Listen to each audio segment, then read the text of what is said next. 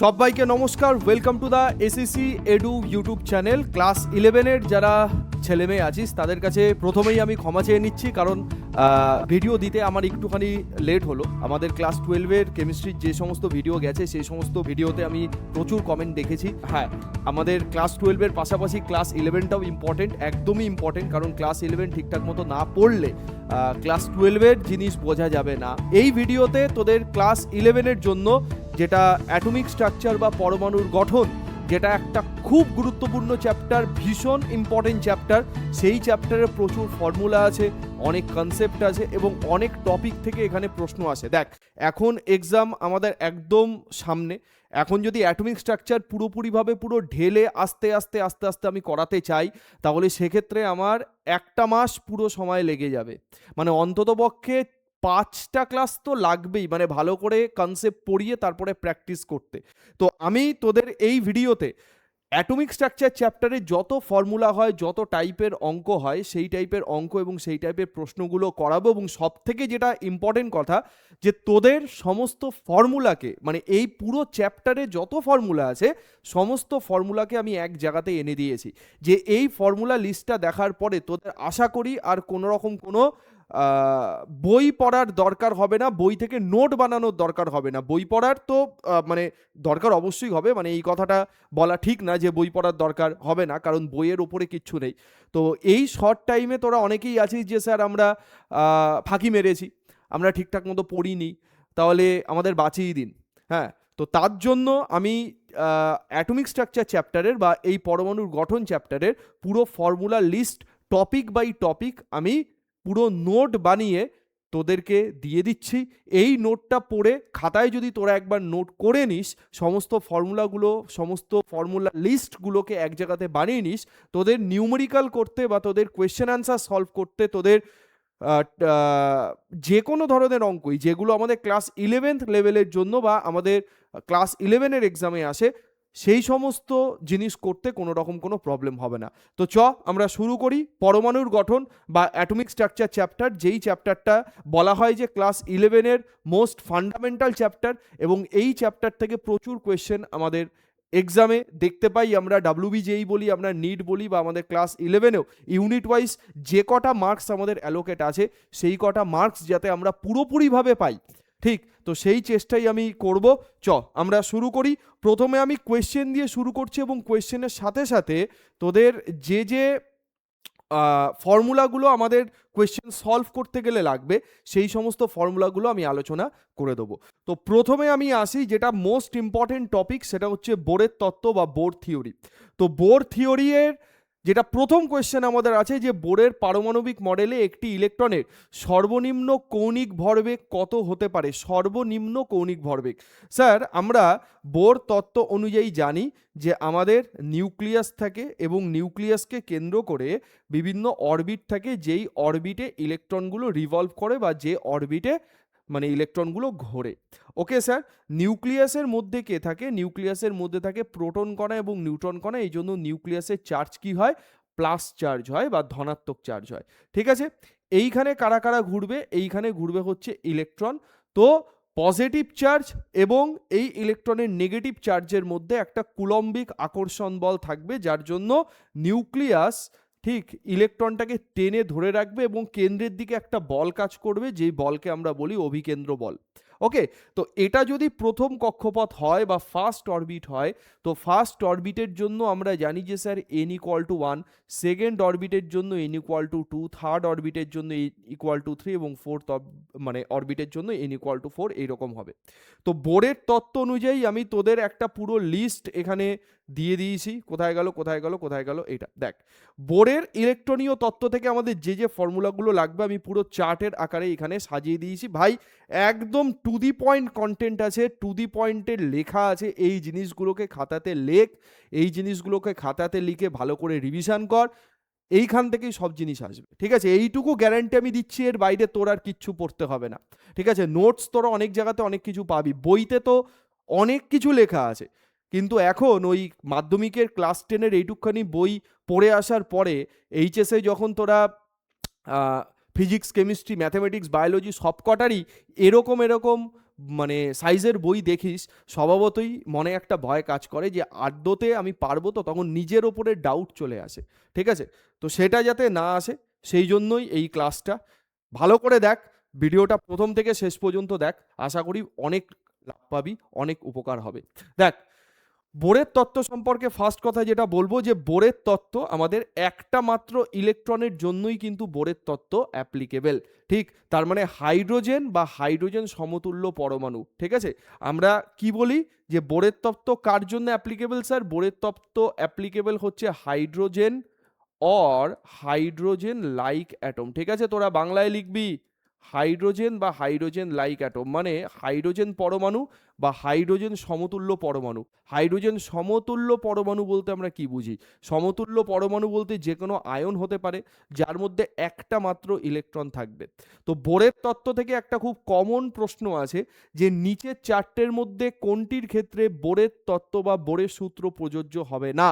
তো সেক্ষেত্রে তুই ইলেকট্রন নাম্বারটা বার করবি, ইলেকট্রন নাম্বারটা বার করে দেখবি যে যেখানে একটা ইলেকট্রন হচ্ছে না সেখানে বোরের তত্ত্ব প্রযোজ্য হবে না। সিম্পল কথা। ঠিক আছে, তাহলে এক্সাম্পল হিসেবে হাইড্রোজেন হবে হিলিয়াম প্লাস আয়ন হবে, কারণ হিলিয়ামের পরমাণু ক্রমাঙ্ক আমি কত জানি? 2। লিথিয়াম ক্ষেত্রে 3 2+, তার মানে একটা ইলেকট্রন। বেরিলিয়াম 4 3+, তার মানে একটা ইলেকট্রন। সবকটার ক্ষেত্রে একটা করে ইলেকট্রন আছে। তো এইগুলোর ক্ষেত্রে বোরের তত্ত্ব প্রযোজ্য। তাহলে যে স্যার এই যে অরবিটে ইলেকট্রনগুলো ঘুরছে, সেই অরবিটে ইলেকট্রনগুলো ঘোরার জন্য এই অরবিটের না একটা কৌণিক ভরবেগ থাকে। যেমন আমরা রৈখিক ভরবেগ পি ইকুয়াল টু কি লিখি? আমরা ছোটবেলায় বা ক্লাস 10-এ দেখেছি রৈখিক ভরবেগ sir P is equal two MV লিখি। কৌণিক ভরবেগ মানে কি? কৌণিক ভরবেগ মানে হচ্ছে যে ব্যাসার্ধের কক্ষপথে ঘুরছে সেই ব্যাসার্ধ মানে হচ্ছে আর, সেই আর পার্টটা এর সঙ্গে শুধু গুণ হবে, আর কিচ্ছু না। ঠিক আছে, তাহলে কৌণিক ভরবেগকে আমরা এল দিয়ে লিখি, তো L is equal to M into V into R. তো বলছে যে কক্ষীয় কৌণিক ভরবেগ বা অরবিটাল অ্যাঙ্গুলার মোমেন্টাম, সেই অরবিটাল অ্যাঙ্গুলার মোমেন্টামের ভ্যালু কত হয়? অরবিটাল অ্যাঙ্গুলার মোমেন্টামের ভ্যালু হয় হচ্ছে, কোথায় গেল? এই যে ও এম, যেটাকে আমরা অরবিটাল অ্যাঙ্গুলার মোমেন্টাম বলছি। এটাকে বাংলাতে আমরা যদি বলি তাহলে বাংলাতে আমরা বলবো যে স্যার এইটা কক্ষীয় কৌণিক ভরবেগ। ঠিক আছে, বাংলাতে লিখে নিবি। ইংরেজি টার্মগুলো তো দরকার, তার সঙ্গে সঙ্গে এক্সাম যেহেতু আমাদের বাংলাতে হবে তো বাংলাটাও দরকার। কক্ষীয় কৌণিক ভরবেগ, তো কক্ষীয় কৌণিক ভরবেগ mvr is equal to nh by 2 pi. ঠিক, এই n মানে কি? এই n মানে হচ্ছে কক্ষকের সংখ্যা। ঠিক, কত নম্বর কক্ষকে আমাকে জানতে চেয়েছে। আর h মানে কি? h মানে হচ্ছে প্ল্যাঙ্কের ধ্রুবক। সেই জিনিসটা আমরা প্ল্যাঙ্কের তত্ত্বতে যাব। ঠিক, সেই প্ল্যাঙ্কের তত্ত্বতে আমাদের আছে mvr is equal to nh by 2 pi. h মানে প্ল্যাঙ্কের ধ্রুবক আর পাই মানে তো সংখ্যা, তোরা জানিস। এবার h বাই 2 পাইকে না, এই h বাই 2 পাইকে এইচ কাট বলা হয়। যে এইচ লিখে তার মাথার উপরে একটা দাগ দাও, এটা শর্টে লেখা। তো আমরা mvr is equal to nh by 2 pi এটা লিখতে পারি, বা আমরা ফর্মুলা হিসেবে লিখতে পারি mvr is equal to nh কাট। তাহলে আমাকে এই প্রশ্নতে যেটা বলেছে, এই যে প্রশ্নটা আছে প্রথম প্রশ্নতে আমাকে যেটা বলা আছে যে বোরের পারমাণবিক মডেলে একটি ইলেকট্রনের সর্বনিম্ন কৌণিক ভরবেগ কত হতে পারে? স্যার সর্বনিম্ন কৌণিক ভরবেগ এই যে কথাটা বলেছে, এই কথাটা বলেছে মানে হচ্ছে সেটা প্রথম কক্ষে জানতে চাইছে। তার মানে ইলেকট্রন কোথায় আছে? n ইকুয়াল টু 1 এ আছে, সেটা মানেই তো সর্বনিম্ন। যত আমরা দূরে যাব তত দেখ n এর মানটা আস্তে আস্তে বাড়ছে, 2 3 4 5 এইভাবে যাবে। তো এইভাবে গেলে কি হবে? তার কৌণিক ভরবেগের মানটা বা কক্ষীয় কৌণিক ভরবেগের মানটা সেটাও আস্তে আস্তে কি হবে? বাড়তে থাকবে। ওকে স্যার, ভালো কথা। তাহলে প্রথম কক্ষে যদি আমি বলি, তাহলে প্রথম কক্ষ মানে n ইকুয়াল টু 1, তাহলে আমরা ফর্মুলা ইউজ করি mvr is equal to, sir ফর্মুলাতে আছে nh বাই 2 পাই, তাহলে n এর জায়গাতে যদি আমরা 1 পাতাই তাহলে 1 ইন্টু h বাই 2 পাই, তার মানে শুধুমাত্র উত্তর h বাই 2 পাই। এটাও অপশানে থাকতে পারে বা h কাট এটাও অপশানে থাকতে পারে। তাহলে উত্তর হবে আমাদের C option, h by 2 pi. Simple problem. তোকে 2 নম্বর কক্ষপথে জানতে চাইতে পারে, 3 নম্বর কক্ষপথে জানতে চাইতে পারে, 2 নম্বর এবং 3 নম্বর কক্ষপথে জানতে চেয়ে তাদের অনুপাত জানতে চাইতে পারে যে ভাই 2 নম্বর এবং 3 নম্বর কক্ষপথের কৌণিক ভরবেগের অনুপাত কত। তাহলে তুই একবার 2 পাতাবি, একবার 3 পাতাবি, ভাগ করে দিবি, অনুপাত বেরিয়ে যাবে। ঠিক আছে, তাহলে এই হলো আমাদের বোরের তত্ত্ব থেকে ফার্স্ট কোয়েশ্চেন। তাহলে দুটো টাইপের প্রশ্ন বললাম এখনো অবধি, যে বোরের তত্ত্ব কার জন্য অ্যাপ্লিকেবল হবে, কার জন্য হবে না, যেটা বললাম ওয়ান ইলেকট্রন সিস্টেম হতে হবে। আর কি বললাম, কৌণিক ভরবেগ। ঠিক আছে, আচ্ছা সেকেন্ড প্রশ্ন যদি আমি বলি যে বোর তত্ত্ব অনুযায়ী পঞ্চম কক্ষে কৌণিক ভরবেগের মান কত, এটা আমি তোদের এইচডাব্লিউ দিলাম ভাই। ভিডিওটা প্রথম থেকে শেষ পর্যন্ত দেখবি, যে যে কোয়েশ্চেন আছে সেই কোয়েশ্চেনগুলো এইচডাব্লিউতে উত্তর দিবি। ঠিক আছে, এইচডাব্লিউতে আমি যেন নাম দেখে উত্তরগুলো দেখতে পাই। আমি তোকে ফার্স্ট অরবিট দেখিয়ে দিলাম, ফার্স্ট অরবিট দেখার সাথে সাথে আমি তোকে পঞ্চম অরবিটে বার করতে দিলাম যে পঞ্চম অরবিটে কত হবে, এটা উত্তর দিবি। নেক্সট এবার এইখানে একটু থিওরি বলি। দেখ, বোর তত্ত্ব অনুযায়ী ইলেকট্রনগুলো যে নিউক্লিয়াসের চারিদিকে একটা কক্ষপথে ঘুরছে, সেই কক্ষপথে ঘোরার জন্য বিভিন্ন বিভিন্ন সূত্র এখানে আছে, অনেক অনেক ডেরিভেশন দেখবি। এবার আগে কি ছিল, আগে আমাদের এমসিকিউ এক্সাম ছিল না, আগে আমাদের ডেসক্রিপটিভ মানে লিখতে হতো। তো তখন কি হতো, এই ডেরিভেশনগুলো দরকার থাকতো। কিন্তু এখন যেহেতু এমসিকিউ ভিত্তিক পরীক্ষা হয়, তো সেই কারণে আমাদের পুরোপুরি ডেরিভেশন দরকার নেই। সেই ডেরিভেশনগুলো থেকে হ্যাঁ, যখন আমরা ব্যাচে একদম ধরে ধরে ধরে ধরে ধরে ধরে পুরো বছর ধরে পুরো সেমিস্টার জুড়ে যখন আমরা পড়াবো বা পড়ি, তখন আমরা ধরে ধরে ধরে ধরে এই জিনিসগুলোকে সলভ করি। কিন্তু এখন আমাদের এখান থেকে রেজাল্ট দরকার, যে স্যার এই ডেরিভেশনগুলো করলে পরীক্ষাতে অ্যাকচুয়ালি কি প্রশ্ন আসবে। তো সেই প্রশ্ন আসার জন্য তোকে কতগুলো ফর্মুলা বা কতগুলো আইডেন্টিটি, কতগুলো ইকুয়েশন এখানে লিখে দেওয়া হয়েছে, সেই ইকুয়েশনগুলো জানতে হবে। যেরকম ফার্স্টে বলছি ভেলোসিটি, এই যে ইলেকট্রনগুলো যে ঘুরছে, তো এই ইলেকট্রনগুলো ঘুরলে তারা একটা বেগ নিয়ে ঘুরছে, একদমই স্যার, তারা একটা বেগে ঘুরবে। তাহলে সেই ভেলোসিটি বা সেই বেগকে যদি আমি ভি বলে দিই, ইলেকট্রনের বেগকে যদি আমি ভি বলে দিই, তো ইলেকট্রনের বেগকে ভি বললে সেই বেগের যে রাশিমালা হয় না, ঠিক আছে, সেই বেগের যে রাশিমালা হয়, ভালো করে বোঝ একটা জিনিস, সেই বেগের যে রাশিমালা হয়, সেই রাশিমালাটা হয় হচ্ছে 2.18 ইন্টু 10⁶ ইন্টু Z/n। এই জেড কি জিনিস, জেড মানে হচ্ছে পরমাণু ক্রমাঙ্ক। হ্যাঁ স্যার, হতেই পারে একটা ইলেকট্রন সিস্টেম, সেটা হাইড্রোজেন পরমাণু নাও হতে পারে, সেটা হিলিয়াম হতে পারে, সেটা বেরিলিয়াম হতে পারে, অনেক কিছুই হতে পারে, ওটা লিথিয়াম হতে পারে। তাহলে জেড মানে হচ্ছে হাইড্রোজেনের ক্ষেত্রে যেরকম 1, হিলিয়ামের ক্ষেত্রে বললে 2, লিথিয়ামের ক্ষেত্রে বললে 3। তাহলে জেড মানে হচ্ছে অ্যাটমিক নাম্বার মানে পরমাণু ক্রমাঙ্ক, আর এন মানে হচ্ছে নাম্বার অফ অরবিট মানে কোন কক্ষপথে বেগ জানতে চাইছে সেই কক্ষপথের নাম্বারটা।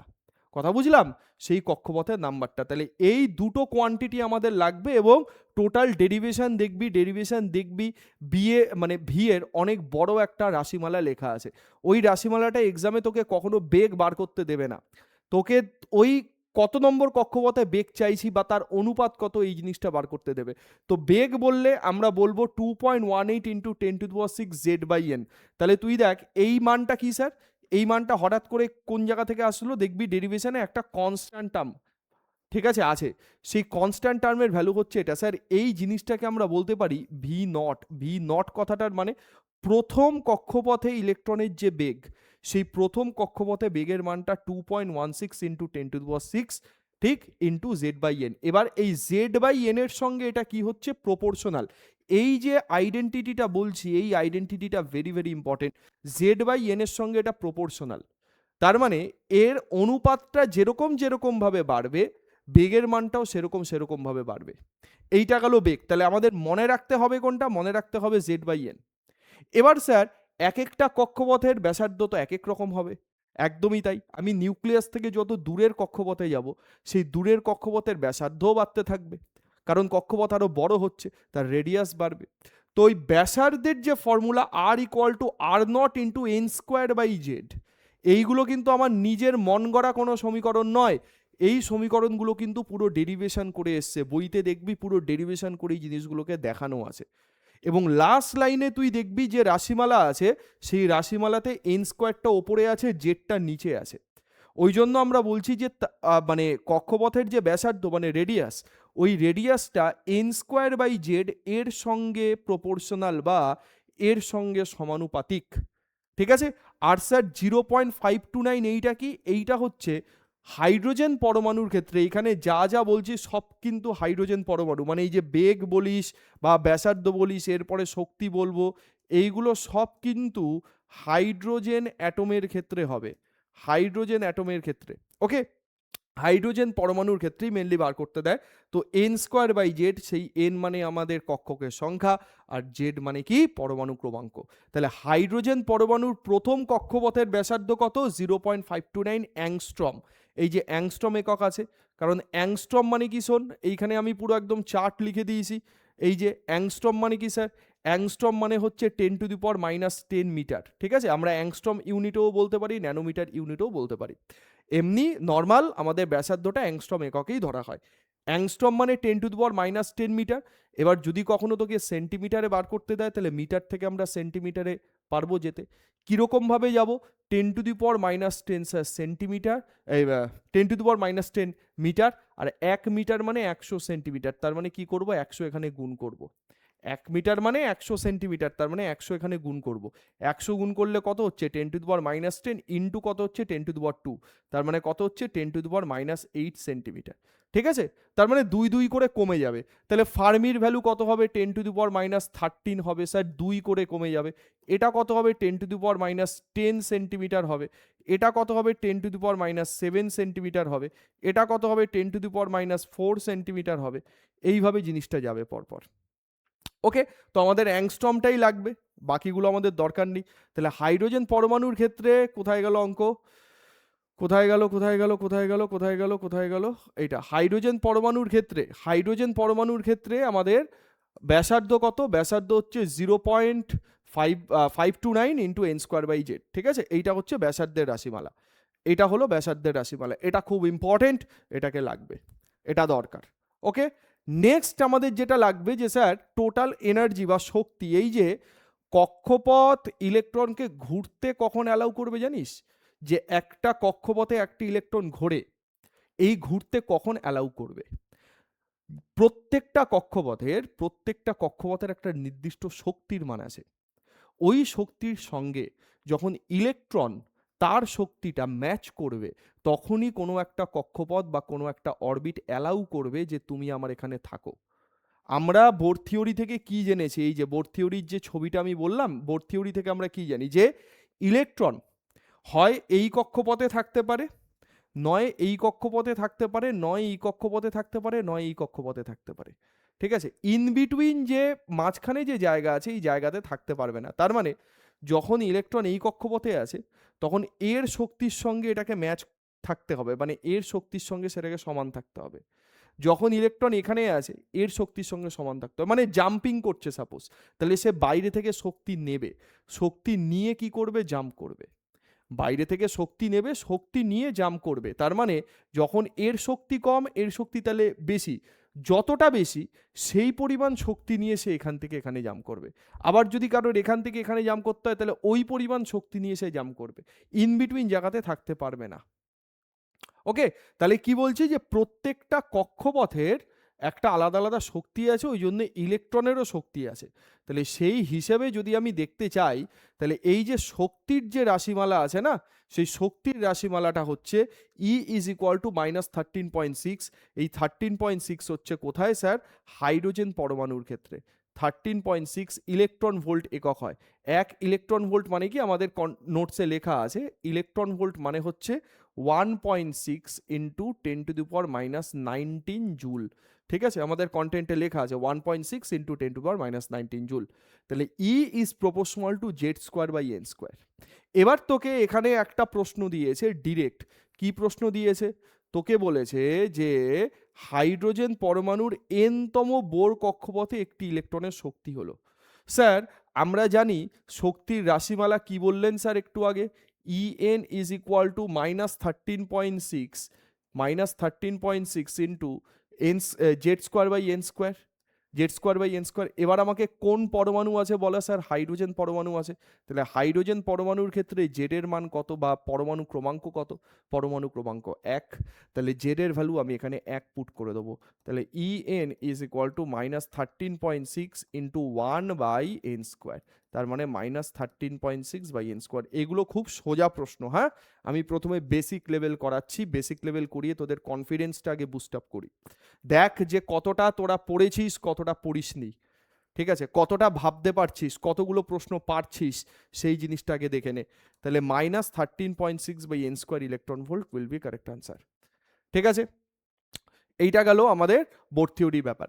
নেক্সট বলেছে হাইড্রোজেন পরমাণুর প্রথম কক্ষপথের ব্যাসার্ধ কত স্যার? হাইড্রোজেন পরমাণুর প্রথম কক্ষপথের ব্যাসার্ধ রেডিয়াস 0.529 তো বলাই ছিল। এগুলো ডিরেক্ট কিন্তু পরীক্ষাতে প্রশ্ন আসে, সাতরার বইতে দেখবি এই প্রশ্নগুলো সব দেওয়া আছে। ঠিক আছে, আমি মেনলি সাতরার বই থেকেই নিয়েছি।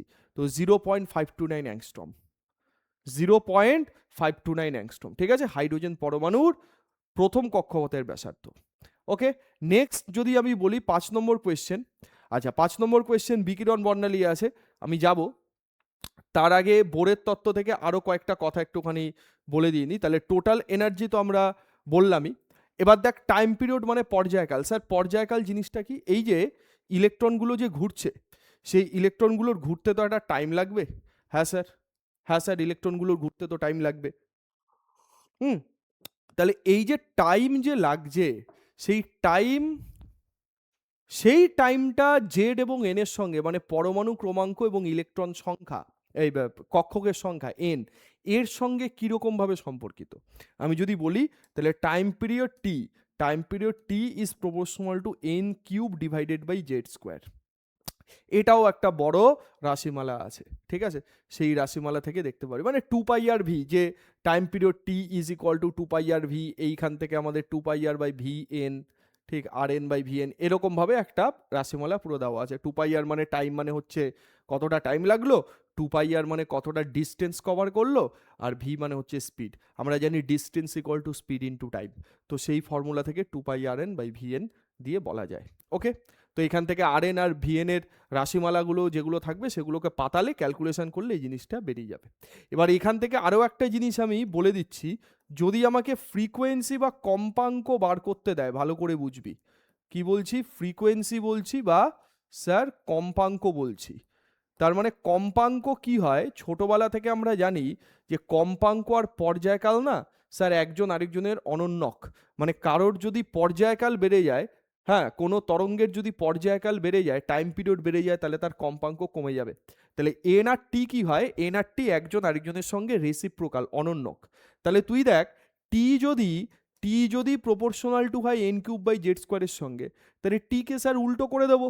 তাহলে এখান থেকে কি আমি লিখতে পারি না যে 1/t তাহলে sir proportional Z square by N কিউবের সঙ্গে?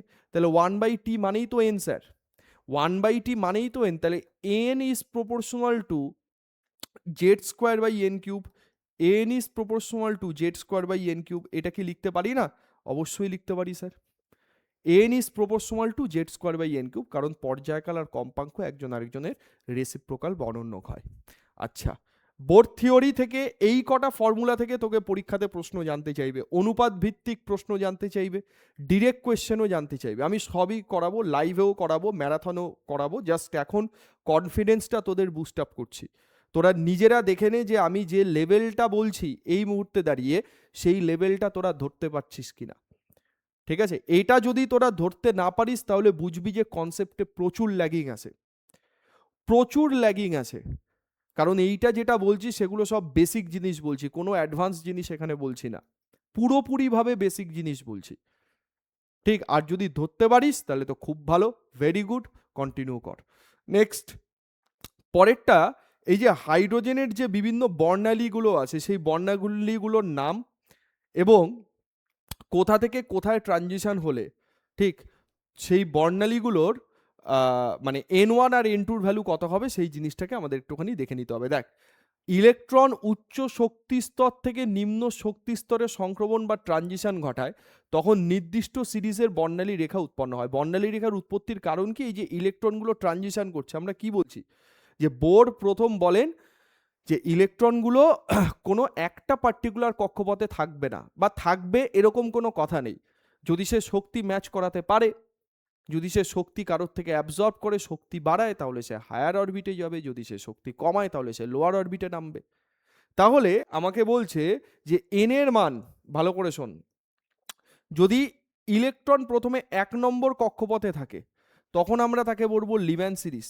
এন ইকুয়াল টু 2 নম্বর কক্ষপথে থাকলে তখন আমরা বলি বামার সিরিজ। প্রথমে এই যে সিরিজের মধ্যে বামার সিরিজ প্রথম আবিষ্কার হয়, এবং বামার সিরিজটাই আমরা চোখে দেখতে পাই। স্যার বাকিগুলো থেকে তো চোখে দেখতে পাই না, কারণ এগুলো বাকিগুলো প্রত্যেকটা তড়িৎ চুম্বকীয় তরঙ্গের মধ্যে পড়ে। আমরা এই যে তড়িৎ চুম্বকীয় তরঙ্গের যে আমাদের একটা লিস্ট আছে, সেটা কি স্যার? এই যে তরঙ্গ সমীকরণ আমি এখানে লিখেছিলাম যে ভিপজিওর আমরা জানি বেনিয়া সহ কলা, এইটা এইটা হচ্ছে আমাদের স্পেকট্রাম, যেটা আমরা চোখে দেখতে পাই, যাকে বলে হচ্ছে ভিজিবল স্পেকট্রাম বা দৃশ্যমান বর্ণালী, একে আমরা চোখে দেখতে পাই। কেন জানিস তো? তার কারণ হচ্ছে এই যে আলোগুলো আছে, এই আলোগুলোর যে তরঙ্গ দৈর্ঘ্য, সেই তরঙ্গ দৈর্ঘ্য কত? স্যার ভায়োলেটের তরঙ্গ দৈর্ঘ্য হচ্ছে 4000 অ্যাংস্ট্রমের কাছাকাছি মোটামুটিভাবে, ঠিক আছে? আর রেডের যে তরঙ্গ দৈর্ঘ্য মোটামুটিভাবে 8000 অ্যাংস্ট্রমের কাছাকাছি। এবার এই যে আমাদের চোখ হচ্ছে 4000 থেকে 8000-এর মধ্যবর্তীতে যদি আলোর তরঙ্গ দৈর্ঘ্য থাকে, তবেই আমাদের চোখ কেবলমাত্র সেন্স করতে পারবে, তাকে দেখতে পারবে। এর ওপরে যদি চলে যায়, এর নিচে যদি নেমে আসে, দেখতে পারবো না আমরা। এবার আমাদের যে তড়িৎচুম্বকীয় তরঙ্গের যে লিস্ট আমাদের হয়, সেই লিস্টে বইতে দেখবি কি আছে স্যার? গামা রে, তারপরে আছে এক্স রে, তারপরে আছে ইউভি রে, তারপরে আছে ভিজিবল মানে দৃশ্যমান বর্ণালী, তারপরে আছে আমাদের অবলোহিত তরঙ্গ, যেটাকে আমরা ইংরেজিতে বলি ইনফ্রারেড আইআর, তারপরে আছে আমাদের মাইক্রোওয়েভ, তারপরে আছে আমাদের রেডিও ওয়েভ। এর মধ্যে এই যে ভিজিবল জায়গাটা, এই ভিজিবল জায়গাটাই আমরা দেখতে পাই, এবং বামার সিরিজের যে ট্রানজিশনটা হয়, ঠিক আছে, n=2 থেকে যে ট্রানজিশনটা হবে, ওই ট্রানজিশনটাই কেবলমাত্র আমরা চোখে দেখতে পাই, কারণ তার জন্য যে তরঙ্গ দৈর্ঘ্যের মানটা আসবে ওই ট্রানজিশনের জন্য, কারণ ইলেকট্রনগুলোর ওপরে ফোটন কণা ফেলতে হবে, মানে লাইট ফেলতে হবে। এই যে আমরা ডিসকাশন করছি যে ইলেকট্রন উচ্চ শক্তি স্তরে যাবে, কিভাবে যাবে?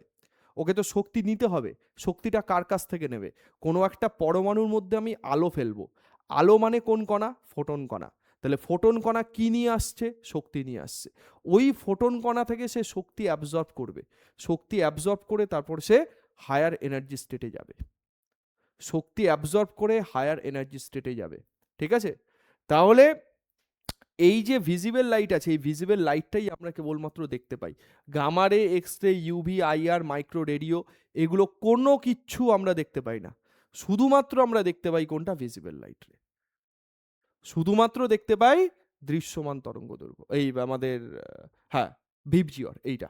ওকে, তো এই জন্য এই যে লিস্টটা আমি বললাম, এই লিস্টটা ভেরি ভেরি ইম্পর্টেন্ট, যে n=2 থেকে যদি ট্রানজিশন হয়, তাহলে সেক্ষেত্রে আমাদের বামার সিরিজ, n=3 থেকে হলে প্যাশন, এগুলো সব বিজ্ঞানীর নাম থেকে এসছে, n=4 থেকে হলে ব্রাকেট, 5 থেকে হলে ফান্ড, 6 থেকে হলে হামপ্রিস। তুই দেখ দৃশ্যমানটাই এর মধ্যে দেখা যায়, বাদ বাকি একটাও কিন্তু এখানে দৃশ্যমান হয় না, মানে দেখা যায় না, ঠিক আছে? এবার তোকে ডিরেক্টলি জিজ্ঞেস করবে যে লিভ্যান সিরিজে, হ্যাঁ, কোথার থেকে কোথায় মানে কোথার থেকে ট্রানজিশনটা শুরু হয়?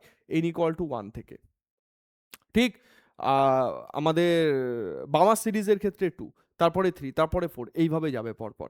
ওকে, আচ্ছা, তাহলে এই যে প্রশ্নটা আমাকে দিয়েছে এখানে, এই যে প্রশ্নটা আমাকে দিয়েছে যে হাইড্রোজেনের যে বিকিরণ বর্ণালী সর্বপ্রথম আবিষ্কৃত হয় এবং এটা তড়িৎচুম্বকীয় তরঙ্গের যে অংশে পাওয়া যায়, সেই দুটি হলো, এটাও তোদের HW দিলাম, আমি এটা ডিসকাশন করে দিলাম। এই যে দৃশ্যমান যে অংশে পাওয়া যায়, এই যে বিকিরণ বর্ণালী এবং সেটি তড়িৎচুম্বকীয় বর্ণালী যে অংশে পাওয়া যায়, এটা তাহলে কোনটা প্রথম আবিষ্কার হয়েছে এবং সেটা কোথায় পাওয়া যায়, এটা কমেন্ট করে জানাবি, ঠিক আছে? কমেন্টে উত্তর দিয়ে জানাবি এটা কি হবে। নেক্সট 6 নম্বর কোয়েশ্চেন, দেখো হাইড্রোজেনের পরমাণুর দ্বিতীয়, চতুর্থ এবং ষষ্ঠ কক্ষপথের ব্যাসার্ধের অনুপাত কত? আরে লাভলি স্যার, এই টাইপের কোয়েশ্চেনের কথাই আমি তোকে বলছিলাম, ঠিক আছে? এই যে ব্যাসার্ধের দেখ রাশিমালাটা কোথায় লেখা আছে, এই যে ব্যাসার্ধের রাশিমালা কোথায় লেখা আছে, রেডিয়াস কোথায় লেখা আছে, ব্যাসার্ধ হচ্ছে এটা।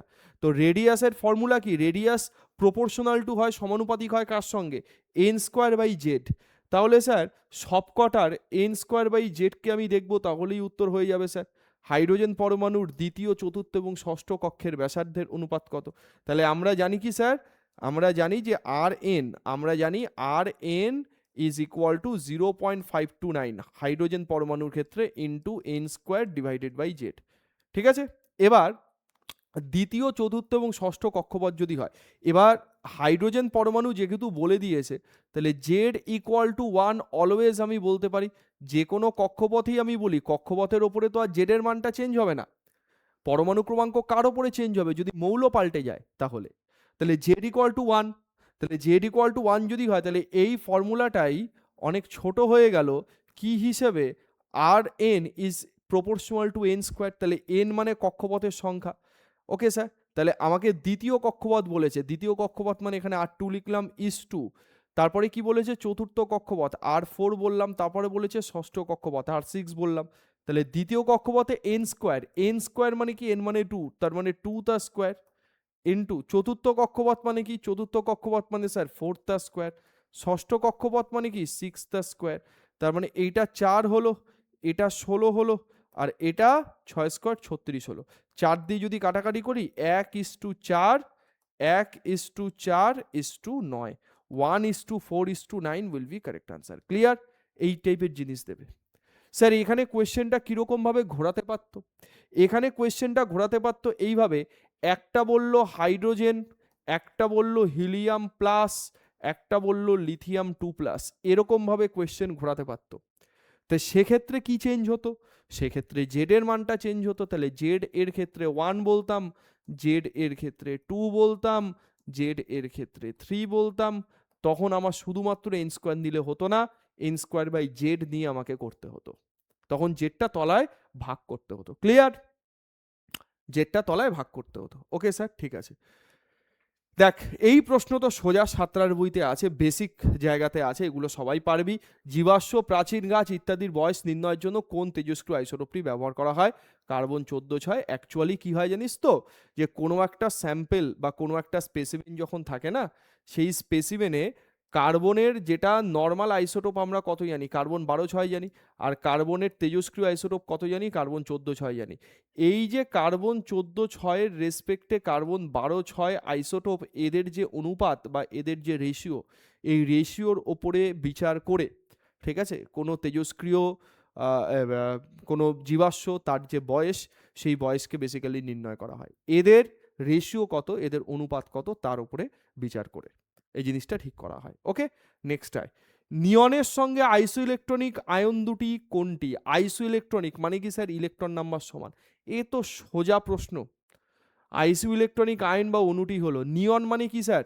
নিয়ন মানে তো 10।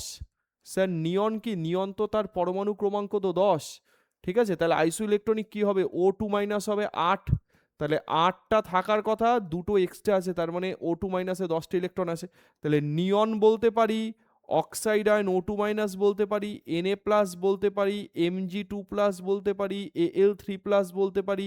এইগুলো প্রত্যেকে, যাদের যাদের কথা বলছি, এরা প্রত্যেকে কি স্যার? এরা প্রত্যেকে আইসো ইলেকট্রনিক পেয়ার।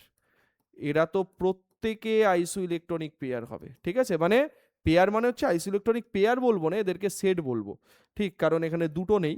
তাহলে উত্তর কি হবে? O2 মাইনাস, এ কারেক্ট আনসার। ইজি কোয়েশ্চেন, কিছু নেই এর মধ্যে। নেক্সট বলছে, এই যে এই প্রশ্নটার কথা তোকে বলছিলাম আমি, 9 নম্বরটা দেখ ভালো করে। পাশের আয়নগুলোর কোনটি বোরের পারমাণবিক তত্ত্বকে অমান্য করে, মানে মেনে চলে না? স্যার মেনে চলে না মানে এক ইলেকট্রন সিস্টেম নয়, তাহলে বোরন 3+ হবে, ঠিক আছে। বাদ বাকি তো প্রত্যেকটাই আমাদের এক্সাম্পলের মধ্যে আছে দেওয়া। এই ধরনের একটা কোয়েশ্চেন পরীক্ষাতে আসবেই, মানে প্রত্যেক বছরই আসে, তোদেরও দেবে, ঠিক আছে। এই জায়গাটা ভালো করে মাথায় রাখবি। নেক্সট 10 নম্বরের কোয়েশ্চেন দেখি আমরা। বলছে K+ আয়নের সঙ্গে সম ইলেকট্রন বিশিষ্ট দুটি অ্যানায়নের সংকেত লেখো। অ্যানায়ন স্যার পটাশিয়াম প্লাস, আশা করি অন্তত ইলেকট্রন বিন্যাস ঠিক তোদের জানা আছে, ঠিক আছে। ইলেকট্রন বিন্যাসটা অন্তত অ্যাটমিক স্ট্রাকচার চ্যাপ্টারে ঠিক করে শিখেছিস, এইটা আমি মানে ধরে নিতেই পারি ভাই, ঠিক। এবং পরমাণু ক্রমাঙ্ক অন্তত পক্ষে 1 থেকে 30 পর্যন্ত জানিস। 1 মানে কি? 1 মানে হচ্ছে হাইড্রোজেন, আর জিঙ্ক কত? জিঙ্ক হচ্ছে 30। না জানলে ইমিডিয়েট বই থেকে মুখস্থ করে এটা, অন্তত পক্ষে 1 থেকে 30 পর্যন্ত তো লাগবেই, 1 to 30 তো লাগবেই, বই থেকে মুখস্থ করে নে এটা, ঠিক আছে। এটা কিন্তু দরকারি জিনিস, এটা কিন্তু লাগবে, ঠিক আছে। তাহলে গেল, তাহলে K+ মানে কত স্যার? পটাশিয়াম তো 19 হয়, তাহলে 19 মাইনাস 1, 19 মাইনাস 1 মানে 18 হলো, 19 মাইনাস 1 মানে কত হলো? 18। তাহলে 18 কার আছে? 18 কার আছে স্যার? ক্লোরিন, আচ্ছা আমাকে বলেছে কি অ্যানায়ন বলেছে, তো ক্লোরিন 17 আর 1 18, ফসফরাস যদি 3- হয় তো ফসফরাস কত 15 হয়, তাহলে 15টা থাকার কথা, আরও 3টে এক্সট্রা আছে মানে 18। আর সালফাইড আয়ন যদি বলি S2- যদি বলি তো সালফার 16, 16 + 2 কত হবে, 16 + 2 হবে 18। ঠিক আছে, দেখ ভাই তোদের জন্য কিন্তু আমি পুরোপুরি বেসিক জিনিস বলছি, ঠিক আছে, এগুলো কিন্তু একদম বেসিক, যেহেতু ক্লাস 11-এর ক্লাস আমি প্রথম শুরু করছি এই চ্যানেলে, ঠিক আছে, প্রথম শুরু করছি এই চ্যানেলে, এই জন্য তোদের জন্য প্রথমে বেসিক থেকেই আমি আরম্ভ করছি, এরপরে যখন ম্যারাথন সেকশন হবে তখন কিন্তু কোয়ালিটি প্র্যাকটিস করাবো, ঠিক, মানে তখন ভালো ভালো কোয়েশ্চেন, একটু অ্যাডভান্স প্রশ্ন, একটু মডারেট প্রশ্ন কিন্তু তখন প্র্যাকটিস হবে। ওকে, নেক্সট, পরেরটা, দৃশ্যমান আলোর তরঙ্গ দৈর্ঘ্য হলো স্যার, দৃশ্যমান আলোর তরঙ্গ দৈর্ঘ্য, এইটা তোকে একটু আগে আমি বলে আসলাম, ঠিক আছে, আমি অ্যাপ্রক্সিমেট বলেছি, এইটা তোকে বলে আসলাম, এটা ভেরি ভেরি ইম্পর্টেন্ট, ঠিক, ডিরেক্টলি কোয়েশ্চেন পরীক্ষাতে জানতে চায়, এটা SW-তে বলবি দৃশ্যমান আলোর তরঙ্গ দৈর্ঘ্য কত, যেটাকে আমরা দেখতে পাই বামার সিরিজে, যেটা ভিপজিওরের কথা বললাম, ভায়োলেট আর রেড, ঠিক আছে, তার রেঞ্জ কত জানতে চাইছে। নেক্সট 12 নম্বরের কোয়েশ্চেন দেখি, দেখ, ল্যামডা তরঙ্গ দৈর্ঘ্যের একটি ফোটনের ভরবেগ কত হবে স্যার, ঠিক আছে, ল্যামডা তরঙ্গ দৈর্ঘ্যের একটি ফোটনের ভরবেগ। আচ্ছা ভাই, তো ভরবেগের যে সূত্র, দেখ প্রথমে ফোটনের কণা, যদি ফোটনের কথা যদি আমি বলি, তো ফোটনের কথা বললে আমাদের কোথা থেকে আসবে, প্ল্যাঙ্কের কোয়ান্টাম তত্ত্ব, ঠিক আছে, আলো বা এই অ্যাটমিক স্ট্রাকচার, না আমি যখন পড়াই অ্যাটমিক স্ট্রাকচার, আমি প্রথম ক্লাসে পুরো হিস্ট্রি আলোচনা করি, মানে সায়েন্স আমি ঢুকিই না। অ্যাটমিক স্ট্রাকচার বা পরমাণুর গঠন হচ্ছে এমন একটা থিওরি বা এমন একটা টপিক, যেই টপিকের ওপরে আমরা বইতে যে কজন বিজ্ঞানীর নাম দেখি, অলমোস্ট অলমোস্ট 60% সায়েন্টিস্টের নামই অ্যাটমিক স্ট্রাকচারের সঙ্গে আছে। রাদারফোর্ড, বোর, সোমারফিল্ড, ঠিক আছে, Dalton, Thomson, William crooks, Millikan, Avogadro, অনেকের নাম এর সঙ্গে আছে।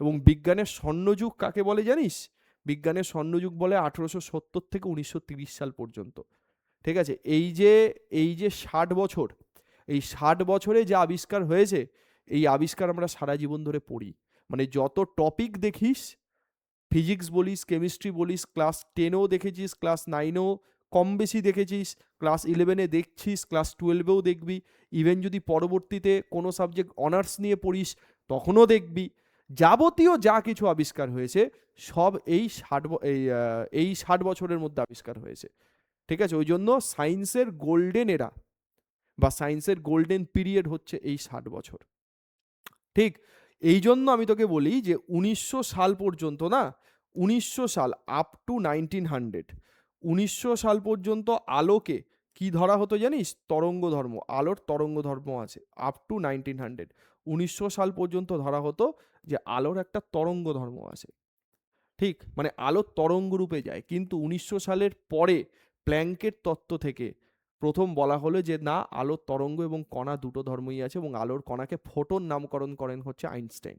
বলছে যে আলো যখন এক জায়গা থেকে আরেক জায়গাতে যায় তখন আলো প্যাকেট, মানে ওই ধূলিকণা, যেরকম আমরা যদি ধূলিকণার মধ্যে লাইট ফেলি দেখি না যে ঘুরছে, ওই ছোট্ট ছোট্ট ছোট্ট ছোট্ট পার্টিকেল রূপে যায় তারা, এইটা হচ্ছে আলোর কণা মানে ফোটন, এবং প্রত্যেকটা ফোটন কণার যে শক্তি, সেই ফোটন কণার শক্তি হচ্ছে E = h নিউ। এইচ মানে কি, এইচ মানে যে বিজ্ঞানী ম্যাক্স প্ল্যাঙ্ক বলছি, সেই প্ল্যাঙ্কের ধ্রুবক, বলছে আলোর কণার যে শক্তি, সেই শক্তি হচ্ছে পুরোপুরিভাবে তার কম্পাঙ্কের সঙ্গে প্রপোর্শনাল, মানে E∝ তার মানে কোনো আলোর কম্পাঙ্ক যদি বাড়ে, সেই ফোটন কণার শক্তি তত বেশি হবে, কম্পাঙ্ক যদি বেশি হয় তার শক্তি তত বেশি হবে, ওই জন্য ধ্রুবক হিসেবে এইচকে আনা হয়েছে। এবার যদি বলে যে কম্পাঙ্ক আর তরঙ্গ দৈর্ঘ্যের মধ্যে সম্পর্ক কি বলো, কম্পাঙ্ক যদি নিউ হয় আর তরঙ্গ দৈর্ঘ্য যদি ল্যামডা হয়, তাহলে নিউ মানে হচ্ছে c/λ, ঠিক আছে, সি মানে কি, সি মানে হচ্ছে আলোর বেগ, এই যে 3 × 10⁸ মিটার/সেকেন্ড লেখা আছে, সি মানে আলোর বেগ। তো সি এর জায়গাতে আমরা ভ্যালু পাতাবো, ল্যামডার জায়গাতে আমাদের ভ্যালু যদি দেওয়া থাকে তাহলে নিউ এর মান বেরিয়ে যাবে। আলোর কণাকে কি বলা হয়, ফোটন, এবং এই নামটা প্রথম কে বলেছেন, এই নামটা ফার্স্ট বলেছেন হচ্ছে বিজ্ঞানী আইনস্টাইন, ঠিক আছে। এবার এটা তো একটা ফোটনের শক্তি বললাম, এই যে শক্তি E = h ফর্মুলাটা বললাম, এটা একটা ফোটন কণা। এবার আলোর মধ্যে ইনফাইনাইট নাম্বারের কণা থাকে, তো n সংখ্যক যদি আমাদের ফোটন কণা থাকে, তো n সংখ্যক ফোটন কণার জন্য শক্তি কি হবে, এন সংখ্যক ফোটন কণার জন্য শক্তি হবে E ইকুয়াল টু এর ইন্টু এইচ নিউ। এনটা একটু গুণ করে দেবো, নিউয়ের জায়গাতে সি বাই ল্যামডা পাঠিয়ে দেবো। এবার তুই ভালো করে শোন যে এন, এইচ আর সি এদের ভ্যালু আছে, তো মানে এন এর তো অ্যাকচুয়ালি নাম্বার কতগুলো আমরা ফোটন কণা বলছি তার উপরে নাম্বারটা ঠিক হবে। এইচ এর একটা মান আছে এটা, সি এর একটা মান আছে এটা, এই দুটো মানকে যদি তুই গুণ করিস, গুণ করে যদি ইলেকট্রন ভোল্ট এককে বার করিস, মানে 1.6 ইন্টু 10⁻⁻19 দিয়ে ভাগ করে দিস, ঠিক আছে, তাহলে আমাদের 12,400 আসবে।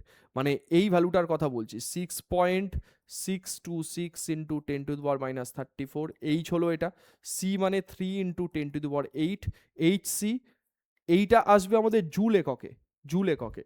আর ইলেকট্রন ভোল্ট একক আছে বলা, তো 1.6 ইন্টু 10⁻⁻19, এইটা দিয়ে যদি তুই ডিভাইড করে দিস তবে তোর মান চলে আসবে 12,400। ঠিক 12,400 বাই ল্যামডা, ল্যামডাকে অ্যাংস্ট্রমে বলা হয়। এটা হচ্ছে শক্তির রাশিমালা। এই যে জিনিসটা, এই জিনিসটা নিট বা WBJER মতো পরীক্ষাতে, ঠিক আছে, তোকে যখন ডিরেক্ট ভ্যালু বার করতে দেবে, তখন এইটা যদি তুই না জানিস যে এইটাকে 12,400 বলে, তাহলে কিন্তু তোর ক্যালকুলেশন ছেড়ে আসতে হবে। ওই জন্য আমি এই জিনিসগুলো কি লিখে দিয়েছি, এইটাকে 12,400 বলা হয়, 12,400 বাই ল্যামডা। ওকে, তাহলে এই গেল আমাদের ব্যাপার। এবার আমাকে বলেছে যে ভরবেগ কত। আমাকে কোয়েশ্চেনটা কি বলেছে, কোয়েশ্চেনটা বলেছে এখান থেকে, তো এই জিনিস আছে আছে আছে আছে, আমাকে বলেছে যে ল্যামডা তরঙ্গ দৈর্ঘ্যের একটি ফোটন কণার, একটি ফোটন কণার ভরবেগ কত হবে। ঠিক আছে, তো ভরবেগ যদি আমরা বলি, দেখ আমাদের ডি ব্রগলি হাইপোথিসিস লাগবে। এইখানে আরেকটা জিনিস যেটা লাগবে, এক মিনিট, এইখানে আরেকটা জিনিস যেটা লাগবে সেটা হচ্ছে যে ডি ব্রগলির হাইপোথিসিস। আমি টোটাল জিনিসটাই বলে দিচ্ছি। এই যে ডি ব্রগলির হাইপোথিসিস, এইটা আগে দেখ ভালো করে। ডি ব্রগলি প্রথম কি বলেন, ডি ব্রগলি প্রথম বলেন যে আলো, যাকে আমরা তরঙ্গ রূপে কল্পনা করছিলাম, যে আলো একটা তরঙ্গ, ঠিক আছে, আলো কি, লাইট হচ্ছে একটা ওয়েভ, একটা তরঙ্গের মতো যায়, যার ওপরে ভিত্তি করে রিফ্লেকশন মানে প্রতিফলন, প্রতিসরণ, তোরা ক্লাস 12-এ পড়বি, ঠিক আছে, অপবর্তন, সমাবর্তন, ব্যতিচার, এই সমস্ত ঘটনাগুলো যেগুলো 1900 সালের আগে আবিষ্কার হয়েছে, সেগুলো কিন্তু সব আলোর এই তরঙ্গ ধর্ম বা তরঙ্গ সত্তার ওপর বেস করেই আবিষ্কার হয়েছে। এবার 1900 সালের পরের ঘটনা কি, তোদের চ্যাপ্টারেই আছে ফটো ইলেকট্রিক এফেক্ট বা আলোক তড়িৎ ক্রিয়া, আমি করাবো আলোক তড়িৎ ক্রিয়া, ঠিক আছে। তারপরে হচ্ছে আমাদের কম্পটন এফেক্ট, রামান এফেক্ট, এই সমস্ত ঘটনাগুলো যেগুলো, সেগুলো সব আলোর কণা ধর্ম দিয়ে বা কণা সত্তা থেকে এসছে, ঠিক আছে।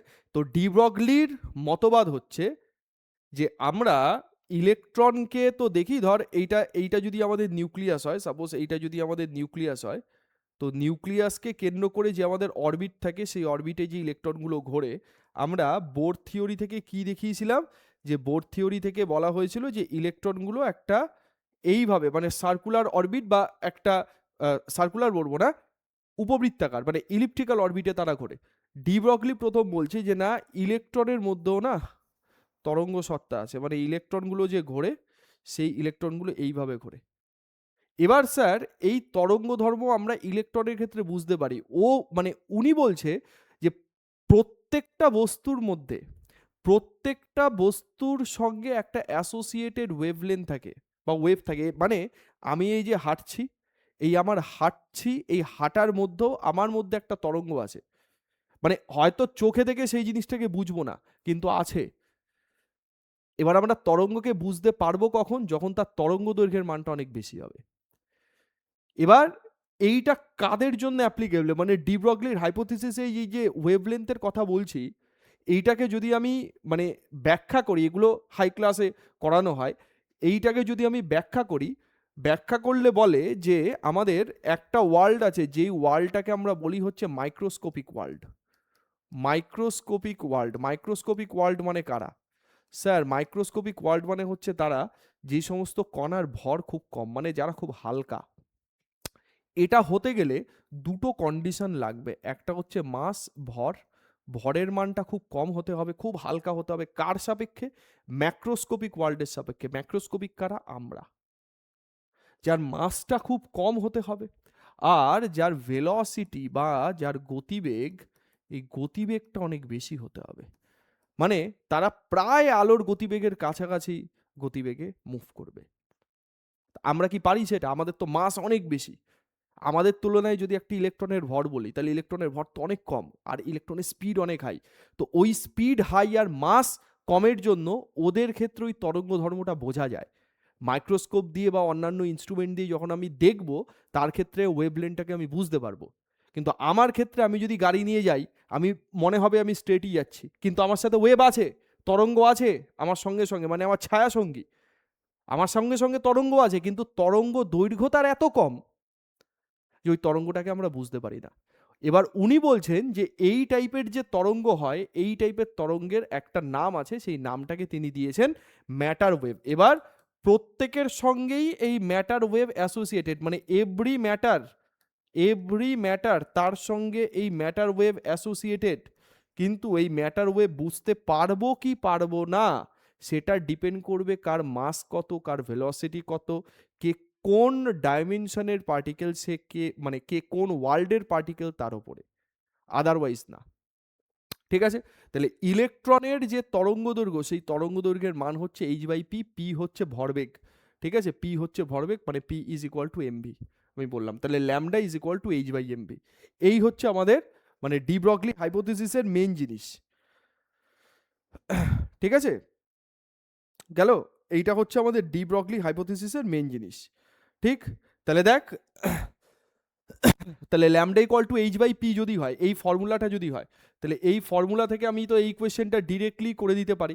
এত কিছু যে ব্যাখ্যা করলাম, যে ল্যামডা তরঙ্গ দৈর্ঘ্যের একটি ফোটনের ভরবেগ হলো, ল্যামডা তরঙ্গ দৈর্ঘ্যের একটি ফোটনের ভরবেগ কি জানি, যে sir lambda equal two h/p জানি। ঠিক আছে? একটা ফোটন, তো এটা ফোটনের ক্ষেত্রে এই সমীকরণ লিখলাম। তো ভরবেগ জানতে চাইছে, মানে পি জানতে চাইছে, তাহলে পি ইকুয়াল টু h/ল্যামডা হবে। পি মানে কি হবে? পি মানে h/ল্যামডা, এ কারেক্ট আনসার। তাহলে ল্যামডা তরঙ্গ দৈর্ঘ্যের একটি ফোটনের ভরবেগ কত হলো? পি ইজ ইকুয়াল টু h/ল্যামডা হয়ে গেল। পি মানে হয়ে গেল h/ল্যামডা। তো আমরা ল্যামডা ইকুয়াল টু h/mvও লিখতে পারি, আমরা mv ইজ ইকুয়াল টু h/ল্যামডাও লিখতে পারি, সেটাও হতে পারে। এবার কথা হচ্ছে আরও দুটো সূত্র এখান থেকে আমাদের লাগবে, এবং তোদের বইতেও আছে, দেখবি আমি শুধু সূত্র দুটোকে লিখে দিয়েছি। সেই সূত্র দুটো কোনটা? এটা হচ্ছে এটা, যে যদি কোনো একটা ইলেকট্রন, আমরা এখানে কথা বলছি কাকে নিয়ে? ইলেকট্রন নিয়ে। ওখানে অঙ্কটা ফোটন দিয়েছে, এই সূত্র আমি যে কোনো ম্যাটারের ক্ষেত্রে মানে অ্যাপ্লাই করতে পারি, ওই জন্যই আমাকে বলেছে ম্যাটার ওয়েভ। এবার যদি এটাকে আমি ইলেকট্রন ভাবি, তাহলে ইলেকট্রনের গতিশক্তি যদি ই হয়, যে ইলেকট্রন ই পরিমাণ গতিশক্তি নিয়ে চলছে, ইলেকট্রন ই গতিশক্তি নিয়ে যদি চলে, তাহলে সেক্ষেত্রে তার তরঙ্গ দৈর্ঘ্যের সূত্র হয় h/2mE। ডেরিভেশন বইতে দেওয়া আছে, দেখে নিবি। Lambda is equal two h/2mE, h/2mE। এইটা হচ্ছে আমাদের ফর্মুলা। যদি আমাদের কাইনেটিক এনার্জি বার করতে দেয়, যদি এখান থেকে গতিশক্তি বার করতে দেয়, তাহলে গতিশক্তি বার করতে দিলে কি লিখবো? এখান থেকে যদি এনার্জি বার করতে দেয়, তাহলে ই ইজ ইকুয়াল টু লিখতে পারি h/2 into M into lambda, এইটা লিখতে পারি h/2 into M into lambda. এবার আমাকে যদি বলে যে আমার কাছে কিউ পরিমাণ আধান আছে, হতেই পারে যে সেই কণাটা ইলেকট্রন নয়, সেই কণাটা অন্য কণা, তাহলে কোনো একটা কণা, তার আধান আমি বলছি কিউ, কিউ হচ্ছে তার চার্জ, তো তাকে একটা পোটেনশিয়াল ডিফারেন্স বা বিভব পার্থক্যের মধ্যে দিয়ে আমি পাঠাচ্ছি, একটা ফিল্ড তৈরি করেছি, যে ফিল্ডের একটা ভোল্টেজ আছে, তো সেই ভি বিভব পার্থক্যের মধ্যে দিয়ে যদি চালনা করা হয়, তাহলে তার ফর্মুলা হয় lambda equal to h/2m QV. এই ফর্মুলাটা খুব ইম্পর্টেন্ট, এখান থেকে অঙ্ক আসতে পারে। ঠিক আছে? তোকে ডিরেক্টলি এই ফর্মুলা জিজ্ঞেস করবে, বা তোকে বলবে যে তরঙ্গ দৈর্ঘ্য কত হবে, তুমি বার করো যে এই পরিমাণ চার্জকে এত পরিমাণ ভোল্টেজের মধ্যে দিয়ে আমি পাঠালাম, তখন তার ক্ষেত্রে ওয়েভলেন্থ কত হবে, তখন তার ক্ষেত্রে তরঙ্গ দৈর্ঘ্য কত হবে। তাহলে lambda equal to h/2m Q into V. এবার স্যার এই চার্জটা যদি ইলেকট্রন হয়, যখন এই আধানটা ইলেকট্রন হবে, তখন ইলেকট্রনের ক্ষেত্রে ডিরেক্ট তোকে মেনলি দেবে এটাই, এটাও ইম্পর্টেন্ট, এটাও ইম্পর্টেন্ট, তোকে মেনলি দেবে ইলেকট্রন। তো ইলেকট্রনের ক্ষেত্রে তার ফর্মুলা ল্যামডা ইকুয়াল টু √150/ভি বা ভোল্টেজ। এটা আমরা এমসিকিউর ক্ষেত্রে, এটা আমাদের WBJEE নিট সমস্ত পরীক্ষার ক্ষেত্রে এই ফর্মুলাটা কাজে লাগে। ঠিক আছে? এটা লাগবে, ল্যামডা ইকুয়াল টু √150/ভি অ্যাংস্ট্রম। ওকে, খুব মন দিয়ে এই জিনিসগুলোকে খাতাতে লিখে নিবি, এগুলো কিন্তু তোকে বাঁচাবে। এরপরে বিভিন্ন জায়গা থেকে যখন মানে কোশ্চেন ব্যাংক ফ্যাংক থেকে যখন কোয়েশ্চেন সলভ করতে যাবি, তখন দেখবি এগুলো কতটা কাজে লাগছে। তখন দেখবি যে এই জিনিসগুলো কতটা কাজে লাগছে এবং এই জিনিসগুলো আলটিমেটলি তোকে বাঁচাবে, বারবার বলছি। নাহলে কিন্তু মারা পড়ে যাবি, এমনিতেই পড়িসনি, মারা পড়ে যাবি। ঠিক, আমি যতটা ক্রিস্প, যতটা ছোটোর মধ্যে, যতটা শর্ট টাইমের মধ্যে যতটা কন্টেন্ট দেওয়া যায়, আমি সেই চেষ্টা করছি। ঠিক আছে, এবার শোন, এবার যেটা বলবো সেটা হচ্ছে যে আমাদের হাইজেনবার্গের অনিশ্চয়তা নীতি। এখান থেকে তো ডিরেক্ট প্রশ্ন আসে যে স্যার কি ইলেকট্রন বা সেই জাতীয় যে ক্ষুদ্র কণাগুলো আছে, সেই কণাগুলোর অবস্থান এবং ভরবেগ একই সঙ্গে মাপা সম্ভব নয়। কেন সম্ভব নয়? কারণ তারা এত স্পিডে চলে, ঠিক, এবং তারা কোনো একটা পার্টিকুলার টাইমে একটা নির্দিষ্ট মানে নির্দিষ্ট সময় একটা নির্দিষ্ট অবস্থানে তারা থাকে না। ঠিক আছে, তাদের ক্ষেত্রে আমরা বলতে পারি যে তারা একটা রেঞ্জের মধ্যে আছে, যে এই রেঞ্জ থেকে এই রেঞ্জের মধ্যে আছে। ঠিক আছে, তো সেই জিনিসটাকে আমরা বলি হচ্ছে হাইজেনবার্গের অনিশ্চয়তা নীতি, মানে ওখান থেকে এসছে। ফর্মুলা আমাদের কি, ডিরেক্ট তোদের ফর্মুলাই দেবে। ফর্মুলা আমাদের কি, del X into del P greater than equal H by four pi, greater than equal H by four pi হলো। তো ডেল এক্স মানে কি, ডেল এক্স মানে হচ্ছে অবস্থান পরিমাপ করতে, হ্যাঁ, যে অনিশ্চয়তা সেই মান, মানে এরর। এই জিনিসটা হচ্ছে আমরা ইলেকট্রন একটা জায়গার মধ্যে দিয়ে চলছে, সেইখানে আমি তার পজিশন আর তার মোমেন্টামকে আমি ক্যালকুলেট করতে চাইছি।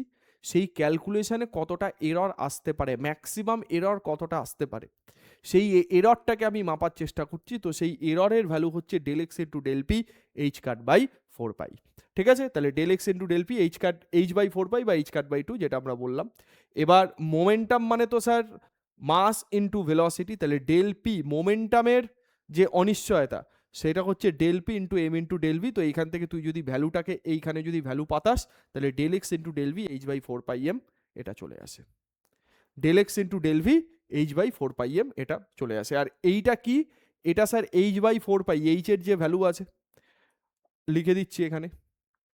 এইচ এর যে মান আছে 6.626 into 10 to the power minus 34, ঠিক, divided by four pi, four into pi মানে 3.14। এই দুটোকে যখন তুই ভাগ করবি তখন এই মানটা চলে আসবে 0.52 into 10 to the power minus 34, এটা চলে আসবে। এই মান দুটোকে যখন তুই ভাগ করবি তখন এটা চলে আসবে। ক্লিয়ার? ওকে, তাহলে এটা হলো, তাহলে del X into del V greater than equal H cut by four pi M. ঠিক আছে, H cut by four pi M, এটা দরকার। ওকে স্যার, ঠিক আছে। এবার শোন, এবার এখান থেকে একটা অঙ্ক যদি আমি বলি, এবার এখান থেকে যদি আমি একটা অঙ্ক বলি, এটা একটি ইলেকট্রনের ভরবেগের অনিশ্চয়তা 1 into 10 to the power minus 5 হলে তার অবস্থানের অনিশ্চয়তা কত হবে? এ তো সিম্পল অঙ্ক, আগের যেটা ফর্মুলা বললাম সেই ফর্মুলা থেকে সিম্পল অঙ্ক দিয়েছে একটা।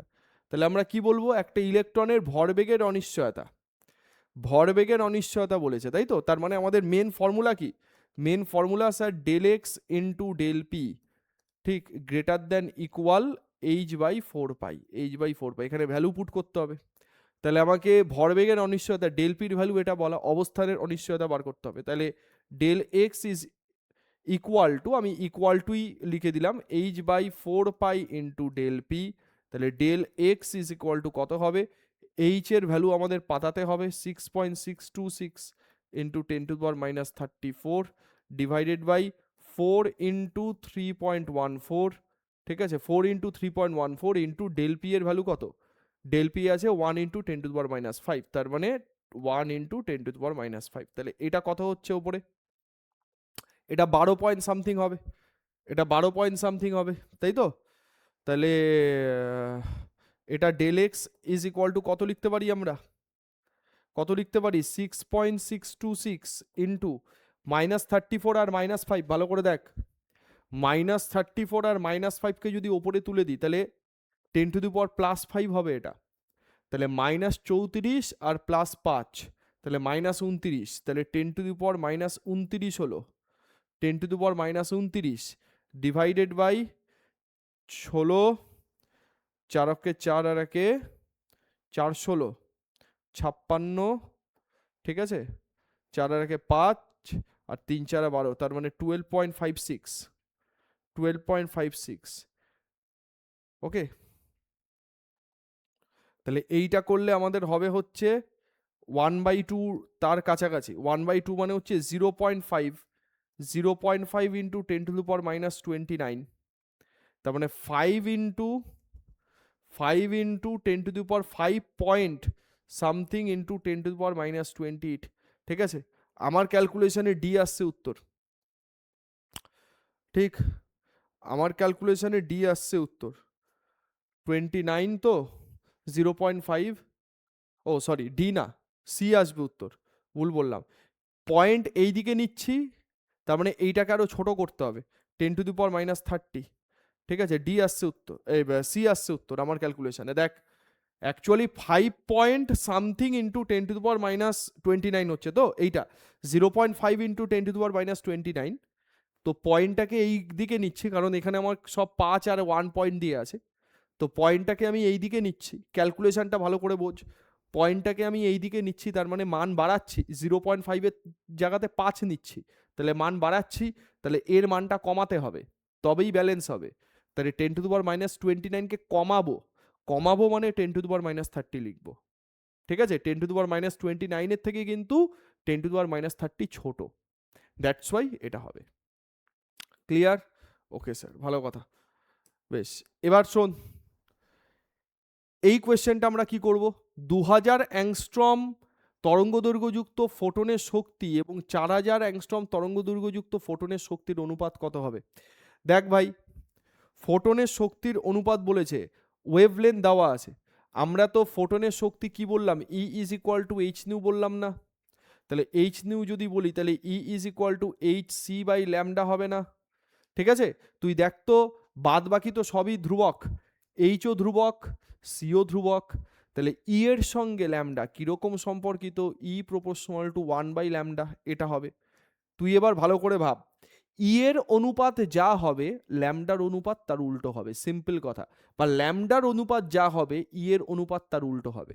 তাহলে স্যার ল্যামডার অনুপাত কত, এখানে ল্যামডার অনুপাত হচ্ছে 2000 অ্যাংস্ট্রম বলেছে, 2000:4000 অ্যাংস্ট্রম বলেছে, তাহলে 2000:4000 গেল। তাহলে 2000:4000 মানে কত স্যার, 1:2, তাহলে ল্যামডা যদি স্যার 1:2 হয়, যেহেতু ব্যস্তানুপাতিক সম্পর্ক, সমানুপাতিক সম্পর্ক হলে ডিরেক্ট 1:2 উত্তর হতো, যেহেতু ব্যস্তানুপাতিক সম্পর্ক 1:2টাকে উল্টে দেব, তাহলে 1:2টাকে উল্টে দিলে কি হবে, 2:1, ঠিক আছে। তাহলে উত্তর কত, 2:1, কারেক্ট আনসার। ইজি কোয়েশ্চেন, এটা তরঙ্গ দৈর্ঘ্য দিয়ে থাকতে পারত, ঠিক আছে, তরঙ্গ দৈর্ঘ্য দিয়ে থাকতে পারত। নেক্সট, এবার আমরা বলি, ওকে ওকে ঠিক আছে। আচ্ছা, এবার আমরা কক্ষকের জায়গাতে আসব, এবার আমরা কক্ষকের জায়গা এবং কোয়ান্টাম নাম্বারের সংখ্যাতে আসবো। This is very very important, quantum সংখ্যার জায়গাটা, কোয়ান্টাম সংখ্যার জায়গাটা পরীক্ষার জন্য খুব ইম্পর্টেন্ট। শোনো, একটা ইলেকট্রনের স্টেট, একটা ইলেকট্রনের অবস্থা বোঝানোর জন্য 4টে কোয়ান্টাম নাম্বারের দরকার পড়ে। একটা ইলেকট্রন একটা অরবিটাল বা কক্ষপথের মধ্যে যখন থাকবে, তখন সেই কক্ষপথের মধ্যে ইলেকট্রনটা কিভাবে আছে সেইটাকে বোঝানোর জন্য 4টে কোয়ান্টাম সংখ্যার দরকার পড়ে। সেই 4টে কোয়ান্টাম সংখ্যাকে আমরা প্রিন্সিপাল কোয়ান্টাম সংখ্যা মানে মুখ্য কোয়ান্টাম সংখ্যা, গৌণ কোয়ান্টাম সংখ্যা, চৌম্বকীয় কোয়ান্টাম সংখ্যা এবং স্পিন কোয়ান্টাম সংখ্যা নামে জানি। ফার্স্টে আমি বলি, অনেক বড় জিনিস বইতে দেখলে প্রচুর প্রচুর লেখা আছে, কিন্তু কোয়ান্টাম সংখ্যা সব থেকে স্কোরিং জায়গা এবং এখান থেকে বেশি প্রশ্ন আসে। এতগুলো টপিক যে আমি বললাম, এই টপিকের মধ্যে সব থেকে বেশি কোয়েশ্চেন যেখান থেকে আসে সেটা হচ্ছে কোয়ান্টাম সংখ্যা থেকে, ঠিক আছে। তো কোয়ান্টাম সংখ্যা কি শোন, আমরা তো এই কক্ষকের ধারণা মানে কে এল এম এন, এই যে কক্ষ, এই কক্ষকের ধারণা আমরা ক্লাস 10-এই পেয়ে এসেছি, হ্যাঁ, যে ইলেকট্রনগুলো নিউক্লিয়াসের চারিদিকে কোথায় থাকে।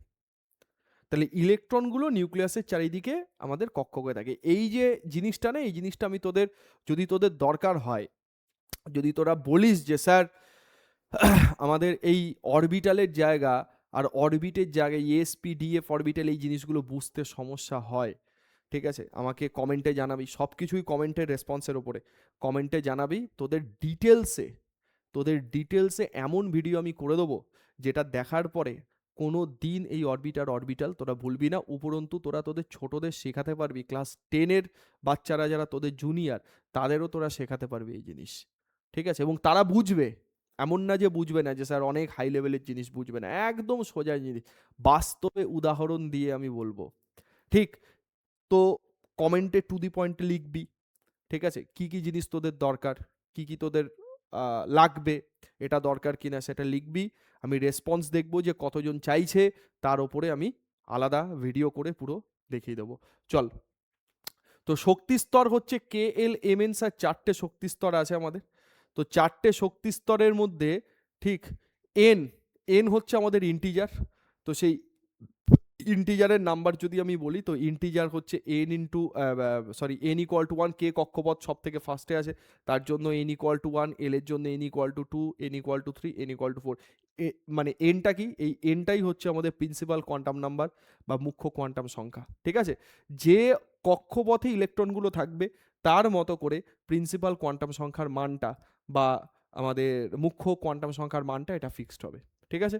কক্ষীয় ভরবেগ, যেটা তো আমরা বোর সূত্র থেকে বললাম।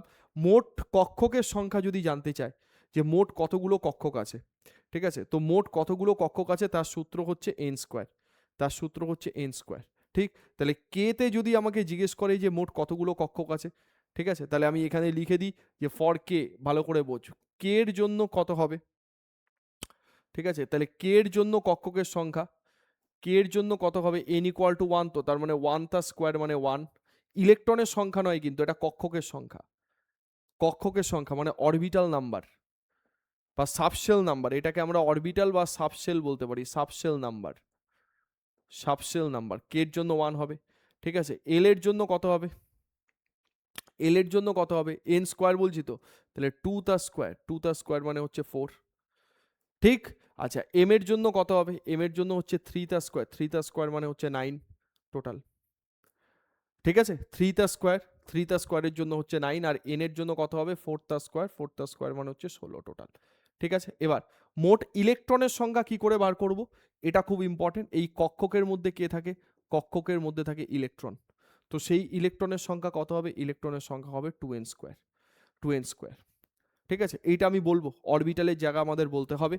দেখ, আমাদের টোটাল, আমাদের টোটাল কটা টাইপের অরবিটাল হয়, ঠিক আছে? টোটাল কটা টাইপের অরবিটাল হয়, দেখ ভালো করে একটা লিস্ট বানিয়ে দিই। কে হচ্ছে, তো কে এর জন্য আমাদের এন কত, কে এর জন্য এন হচ্ছে 1, স্যার কে তে শুধুমাত্র থাকে কটা, এস, এস অরবিটালে, এস অরবিটালে কতগুলো ইলেকট্রন থাকতে পারে, তুই বলবি যে স্যার এস অরবিটালে ইলেকট্রন থাকতে পারে দুটো, এস অরবিটালে ইলেকট্রন থাকতে পারে কটা, দুটো। স্যার আমি যদি এল বলি, এল, ভালো করে বোঝ, এল বলি, তাহলে এল ইজ ইকুয়াল টু কত হচ্ছে 2, এল ইজ ইকুয়াল টু কত হচ্ছে 2, ঠিক আছে? ধর এইটাকে আমি এরকম একটা এক্সাম্পল দিয়ে বলি, ধর একটা বিল্ডিংয়ে 4টে রুম আছে, ঠিক আছে? 4টে রুমের ক্যাপাসিটি 4 রকম, মানে কোনো রুম একটু ছোট, কোনো রুম একটু বড়, তার থেকে আরেকটা আরেকটু বড়, তার থেকে আরেকটা আরেকটু বড়, 4টে রুমের 4 রকম ক্যাপাসিটি। তাহলে ওই বিল্ডিংয়ে সব থেকে ছোট যে রুমটা, সেই ছোট রুমটা আমি বললাম কে। তো কে এর জন্য এন এর ভ্যালু কত বললাম, 1। আর মার্কেটে না 4টে টাইপের বেঞ্চ অ্যাভেলেবেল আছে। ধর ওই ঘরের মধ্যে স্টুডেন্টরা পড়বে, তার মানে ঘরের মধ্যে কি ঢোকাতে হবে, বেঞ্চ ঢোকাতে হবে সাপোজ, এইভাবে এক্সাম্পলটা ভাব, ঘরের মধ্যে বেঞ্চ ঢোকাতে হবে। তাহলে মার্কেটে তুই দোকানে গিয়ে দেখলি, দোকানে গিয়ে দেখলি যে তোর 4টে টাইপের বেঞ্চ অ্যাভেলেবেল আছে। কি কি সেই 4টে টাইপের বেঞ্চ, একটা হচ্ছে স্যার এস টাইপের বেঞ্চ, এস বেঞ্চ হচ্ছে সব থেকে ছোট বেঞ্চ, তো ওই এস বেঞ্চে ম্যাক্সিমাম কতজন বসতে পারে, দুটো, এসে দুজন। তার থেকে একটু বড় টাইপের বেঞ্চকে পি, পিতে কজন বসতে পারে, 6টা। তার থেকে একটু বড় টাইপ কি ডি, ডিতে কতজন বসতে পারে, 10টা। তার থেকে একটু বড় টাইপ এফ, এফে কতজন বসতে পারে, 14টা। এই হচ্ছে ব্যাপার। এবার দেখ স্যার, কে যদি সব থেকে ছোট ঘর হয়, সেই ঘরে ম্যাক্সিমাম ক্যাপাসিটি হচ্ছে দুজনের, কে ঘরে ম্যাক্সিমাম ক্যাপাসিটি হচ্ছে দুজনের, তাহলে কে সেইখানে এন ইকুয়াল টু 1, তাহলে কে তে ইলেকট্রন কতগুলো ধরে, স্যার ইলেকট্রন ধরে তো দুটো, কে তে তো ইলেকট্রন ধরে কত, দুটো। স্যার কি করে দুটো, কারণ কে এর জন্য ফার্স্টে যদি আমি লিখি যে টোটাল ইলেকট্রন নাম্বার, এখানে টোটাল ইলেকট্রন নাম্বার আমাদের এন স্কোয়ার ছিল, তো টোটাল ইলেকট্রন সংখ্যা মানে মোট ইলেকট্রন সংখ্যা n স্কোয়ার মানে 2n স্কোয়ার ছিল। তাহলে মোট ইলেকট্রন সংখ্যা যদি 2n স্কোয়ার হয়, ভালো করে দেখ, মোট ইলেকট্রন সংখ্যা যদি 2n স্কোয়ার হয় তাহলে কে তে ইলেকট্রন কতগুলো হবে স্যার? কে তে 2n স্কোয়ার মানে 2 ইন্টু n এর ভ্যালু 1, তার মানে দুটো। তাহলে কে ঘরে ম্যাক্সিমাম থাকতে পারে দুজন। তাহলে কে ঘরে তুমি এস নামক বেঞ্চটা ঢোকাও, ঠিক, এস নামক বেঞ্চটা ঢোকাও, তাহলে এসে থাকবে কজন? দুজন। একটা টাইপেরই বেঞ্চ আছে, এসে দুজন বসে গেল। তারপরে আসি আরেকটু বড়, এল। তাহলে এল এর মধ্যে ম্যাক্সিমাম ইলেকট্রন কতগুলো থাকবে স্যার? এল ঘরের মধ্যে ম্যাক্সিমাম কতজন বসতে পারে? বলবো 2 ইন্টু এন স্কোয়ার জন। তাহলে 2 ইন্টু এন মানে কত? এন মানে হচ্ছে 2, তাহলে 2 তার স্কোয়ার 4, 4 দুগুণি কত হলো? 8 জন। এল ঘরে 8 জন। এবার এই 8 জন যে বলছি, এই 8 জন কিভাবে বসছে? এই বসার জন্য অরবিটালের কনসেপ্ট এসছে, এটা হচ্ছে অরবিট। আমি বলে দিলাম যে 8 জন মানে 8 জন থাকতে পারবে এল ঘরে, কিন্তু 8 জন কিভাবে থাকবে? 8 জন কিভাবে থাকবে তার জন্য আমাদের অরবিটালের কনসেপ্ট এসছে। কিরকম অরবিটালের কনসেপ্ট? যে স্যার এস নামক বেঞ্চে দুজন থাকবে, পি নামক বেঞ্চে 6 জন থাকবে। এই যে এস আর পি, দেখ এস আর পি, একটু বড় ঘর, ওই জন্য আরেকটা বেঞ্চ ঢুকিয়ে দিয়েছি। একটু বড় ঘর আরেকটা বেঞ্চ ঢুকিয়ে দিয়েছি, সিম্পল। তাহলে স্যার আরেকটু বড় ঘরে যাই আমি, কে বললাম, এল বললাম, এবার এম বলছি, এম। তাহলে এম এর জন্য এন কত হয়? এন হচ্ছে 3। তাহলে ম্যাক্সিমাম কতগুলো ইলেকট্রন থাকতে পারবে এখানে? বলবো 2n square sir, 2n square. তাহলে 2 ইন্টু 3 স্কোয়ার, তার মানে 9 দুগুণে 18 জন। আমি যদি বলি 18 জন কিভাবে আছে স্যার? কিভাবে বসে আছে 18 জন? তাহলে 18 জন বসে আছে এইভাবে। প্রথমে এস নামক বেঞ্চে দুজন, তারপরে পি বেঞ্চ ঢুকিয়েছি একটা 6 জন, তারপরে ডি বেঞ্চ ঢুকিয়েছি 10 জন। তুই দেখ 10 আর 6 16 আর 2 18 হলো টোটাল। এই হচ্ছে ব্যাপার, ঠিক আছে। আমি যদি বলি N, sir N A maximum কতজন? 4 জন, বা এন এর জন্য এন কত হয়? 4। তাহলে কতজন ম্যাক্সিমাম থাকতে পারবে? ম্যাক্সিমাম থাকতে পারবে 2n স্কোয়ার, তার মানে 2 ইন্টু 4 স্কোয়ার। 4 স্কোয়ার মানে হচ্ছে 16, 16 ইন্টু 2 কতগুলো? 32টি ইলেকট্রন আছে। তাহলে এস নামক বেঞ্চ, এটা তো সব থেকে বড় ঘর। তাহলে এটা যদি সব থেকে বড় ঘর হয়, এটা যদি সব থেকে বড় ঘর হয়, তাহলে সব থেকে বড় ঘরে সব টাইপের বেঞ্চ ঢুকিয়ে দেবো। তাহলে এখানে 4 ধরনের বেঞ্চই ঢুকবে। তার মানে আমরা কি দেখতে পাচ্ছি? যে একটা একটা করে ঘর বাড়ছে, একটা একটা করে বেঞ্চ তার মধ্যে আমি ঢোকাচ্ছি। ঘর বাড়ছে মানে ঘরের ক্যাপাসিটিও বাড়ছে, আরো বেশি জন থাকতে পারবে, তাহলে ওই জন্য একটা একটা করে বেঞ্চ আমি ইনক্লুড করছি। কনসেপ্ট ঠিক আছে?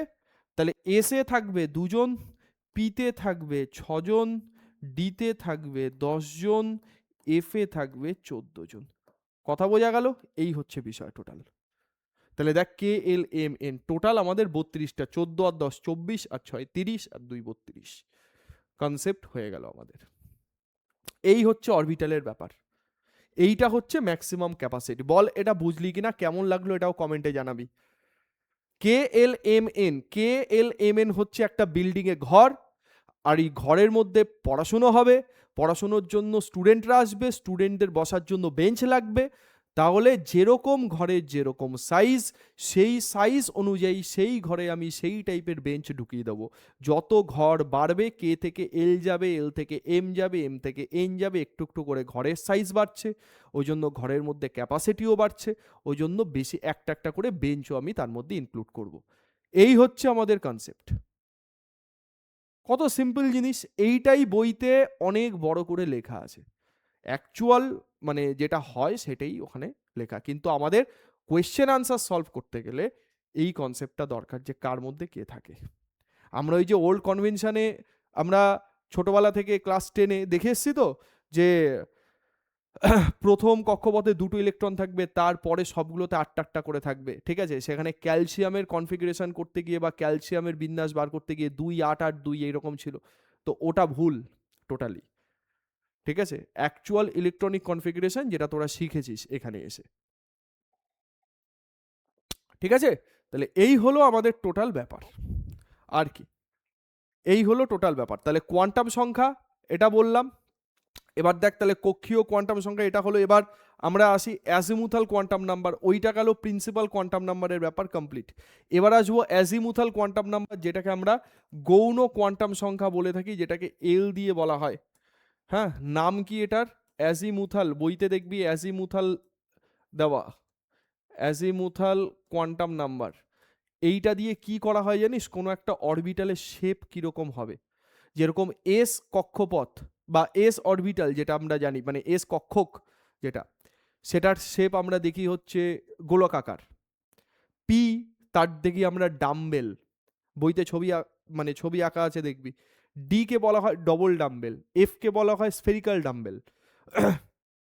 তাহলে এই যে শেপ কথাটা বলছি, কোনো একটা কক্ষকের আকৃতি বোঝার জন্য, মেনলি আকৃতি, এগুলো থেকে কিন্তু match the following a question আসে। কোনো একটা কক্ষকের আকৃতি কেমন হবে, শেপ কিরকম হবে, এটা বোঝার জন্য গৌণ কোয়ান্টাম সংখ্যা এল কে দরকার। এবার এই পয়েন্টটা very very important, very very important sir. L এর মান কি হবে? এন এর মান যা হবে, এল এর মানটা 0 থেকে শুরু করে n-1 অবধি হবে। স্যার একটা এক্সাম্পল দিন। ধর তোকে বলল প্রিন্সিপাল কোয়ান্টাম নাম্বারের মান 2, তোকে বলল প্রিন্সিপাল কোয়ান্টাম নাম্বারের মান 2, তাহলে স্যার গৌণ কোয়ান্টাম সংখ্যা বা অ্যাজিমুথাল কোয়ান্টাম নাম্বারের মান কত হবে? স্যার অ্যাজিমুথাল কোয়ান্টাম সংখ্যার মান হবে 0 থেকে শুরু করে n-1 পর্যন্ত। তাহলে এর মানটা শুরু হবে কি 0 থেকে শুরু করে n-1 মানে 2-1, 2-1 মানে হচ্ছে 1, তার মানে 0 আর 1, এইটা হবে তার মান। এল এর মান 0 আর 1। তাহলে সিম্পল ভাবে আমি কি বুঝবো? স্যার যদি n ইজ ইকুয়াল টু 5 থাকতো, suppose n is equal two 5 থাকতো, তাহলে এল এর মান কত হতো? এল এর মান 0, 1, 2, 3, 4, মানে 0 থেকে আমি শুরু করব, এর আগের সংখ্যা অবধি যাব। সিম্পল কথা, 0 থেকে শুরু করব, এর আগের সংখ্যা অবধি যাব, এইটা 0 থেকে শুরু করব, এর আগের সংখ্যা অবধি যাব, গেল। Sir n is equal two যদি 3 থাকতো, তাহলে এল এর মান 0 থেকে শুরু করব, এর আগের সংখ্যা অবধি যাব, 0, 1, 2, এইটা হচ্ছে এল এর মান। এটাকে বুঝে নিতে হবে, ঠিক আছে? ওই জন্য বলছি যে এল ইজ ইকুয়াল টু 0 থেকে এল ইজ ইকুয়াল টু n-1 পর্যন্ত যাবে। আর আরেকটা very very very very important জিনিস আমি বলে দিচ্ছি, এই যে চার্ট, কোন অরবিটালের জন্য এল এর মান কত হবে, বা তোকে বলল যে 2p কক্ষপথ, তোকে এল এর মান বার করতে হবে, তাহলে তুই বুঝে যাবি যে এল যদি 0 হয় তাহলে এস, 1 হলে পি, 2 হলে ডি, 3 হলে এফ। এটাকে মুখস্থ রাখতে হবে, এটা স্টার দিয়ে আমি লিখছি, ঠিক আছে? তোকে ধর এন আর এল তুই যে কোনো কক্ষপথ দিলে তুই বার করে নিতে পারবি। যেরকম তোকে দিল ধর 4f কক্ষপথ, 4f অরবিটাল আছে, তোকে বললো এন আর এল কত। এন মানে কোনটা? এন মানে হচ্ছে এর আগের যে নাম্বারটা আছে সেই নাম্বারটা হচ্ছে এন। তাহলে এন মানে কত? 4, তাই তো? এন মানে কত হবে? এন মানে হবে 4। স্যার এল মানে কত হবে? আমি দেখি কোন অরবিটাল। এল ডিপেন্ড করে পুরো অরবিটালের ওপরে, তুই দেখবি কোন অরবিটাল আছে। এফ, এফ অরবিটালের জন্য এন কত বলা, এল কত বলা আছে? 3। তাহলে 3 বলা থাকলে এল এর ভ্যালু এখানে হবে এই, হ্যাঁ, এল এর ভ্যালু কত হবে? 3। তোকে বললো 2p কক্ষপথ, তোকে বললো 2p কক্ষপথ, তাহলে 2pর জন্য এন কত হবে? 2, আর এল, পি এর জন্য এল কত? 1, তাহলে পি এর জন্য এল হবে 1, 2 আর 1 উত্তর। এইরকম ভাবে আমাদের জিনিসটা হবে, এইরকম ভাবে আমাদের আনসার হবে। ওকে, তাহলে হলো এটা, এই জিনিসটা ইম্পর্টেন্ট। এবার শোন, তাহলে গৌণ কোয়ান্টাম সংখ্যা দিয়ে আকৃতি বুঝি, এইটা আমরা দেখি। কক্ষীয় কৌণিক ভরবেগ, গৌণ কোয়ান্টাম সংখ্যার জন্য কৌণিক ভরবেগের মান যদি বার করতে দেয়, এল এর মান, ঠিক আছে, এল into L plus 1 into 2h/π। ধর তোকে বললো যে 2p কক্ষপথের জন্য, তোকে বললো ফর 2p, ভালো করে বোঝ, এই যে 2p কক্ষপথের জন্য কক্ষীয় কৌণিক ভরবেগের মান কত হবে? তুই জানিস যে স্যার 2p যখন আসে, তাহলে p এর জন্য এল কত? p এর জন্য এল হচ্ছে 1, তাহলে তুই ডিরেক্ট ফর্মুলা অ্যাপ্লাই করে দে, √l into L plus 1 into h/2π। তাহলে এল এর ভ্যালু যদি 1 হয়, তাহলে 1 ইন্টু 1 প্লাস 1, 1 প্লাস 1 মানে 2, 2 ইন্টু 1 মানে তো 2, তার মানে √2 ইন্টু, এটা √2 হবে, √2 into h/2π, correct answer, √2/h/2π, √2 into h/2π। তোকে যে অরবিটাল বলবে সেই অরবিটালের ক্ষেত্রেই তুই বার করতে পারবি এটা, ইজি। তাহলে এটা কক্ষীয় কৌণিক ভরবেগ। স্যার মোট কক্ষকের সংখ্যা কত? 12 + 1। এটাকে যদি আমি বলি যে মোট কক্ষক, ধর তোকে বলল যে টুপিতে মোট কক্ষক কতগুলো হবে, তুই বলবি টুপির জন্য তো স্যার N2, আর এল কত? এল তো স্যার পি এর জন্য 1। তাহলে মোট কক্ষক আমি যদি বলি, তুই ভালো করে বোঝ, মোট কক্ষকের সংখ্যা কত? 12 + 1, মানে সাবশেল কতগুলো হবে? আমি বলছি সাবশেল। ঠিক আছে স্যার, এটা তো 1, তার মানে 2 × 1, ভালো করে দেখ, 12 + 1, এল কত? এল তো 1, তাহলে 2 × 1 + 1, তার মানে স্যার 3। তার মানে সাবশেল হচ্ছে এরকম তিনটে, সাবশেল হচ্ছে এরকম তিনটে। ওকে, তাহলে পিতে ম্যাক্সিমাম কটা ইলেকট্রন থাকতে পারে? তুই বলবি পিতে 6টা ইলেকট্রন থাকতে পারে। তাহলে 6টা ইলেকট্রনকে কিভাবে প্লেস করব? পরে আমরা স্পিন কোয়ান্টাম নাম্বার দেখব। 3টেকে আপে দেব স্পিন, 3টেকে ডাউনে দেব স্পিন, এরকম হলো। স্যার আমাকে বললো 4f এর ক্ষেত্রে, ফর 4f, যেরকম আমরা বলছি ফর 4f, ভালো করে ভাব, ফর 4f। তো 4f এর জন্য কি হবে? স্যার 4f এর জন্য n কত? n তো স্যার 4, আর f এর জন্য l কত হবে? বলবি l 3 হবে স্যার। কোন জায়গা থেকে? এফ এর জন্য, এই যে এফ এর জন্য এল 3। যাদের যাদের সমস্যা হবে ভিডিও স্লো মোশনে দেখবি, পজ করে করে খাতায় লিখে লিখে তারপরে দেখবি, অনেক ইজি জিনিস। যেভাবে আমি লিখছি, যেভাবে বলছি, কারোর প্রবলেম হওয়ার কথা না। যদি মনে হয় যে আমি স্পিডে বলছি, প্লেব্যাক করার অপশান আছে, পজ করে করে বা স্পিড কমিয়ে কমিয়ে দেখবি, ঠিক আছে? বাট শেষ করবি, প্রথম থেকে শেষ অবধি কমপ্লিট করবি। ওই মাঝ পর্যন্ত দেখে শেষ করে দিলে কিচ্ছু লাভ হবে না, টোটালটা কমপ্লিট করবি, সেটাই বলছি।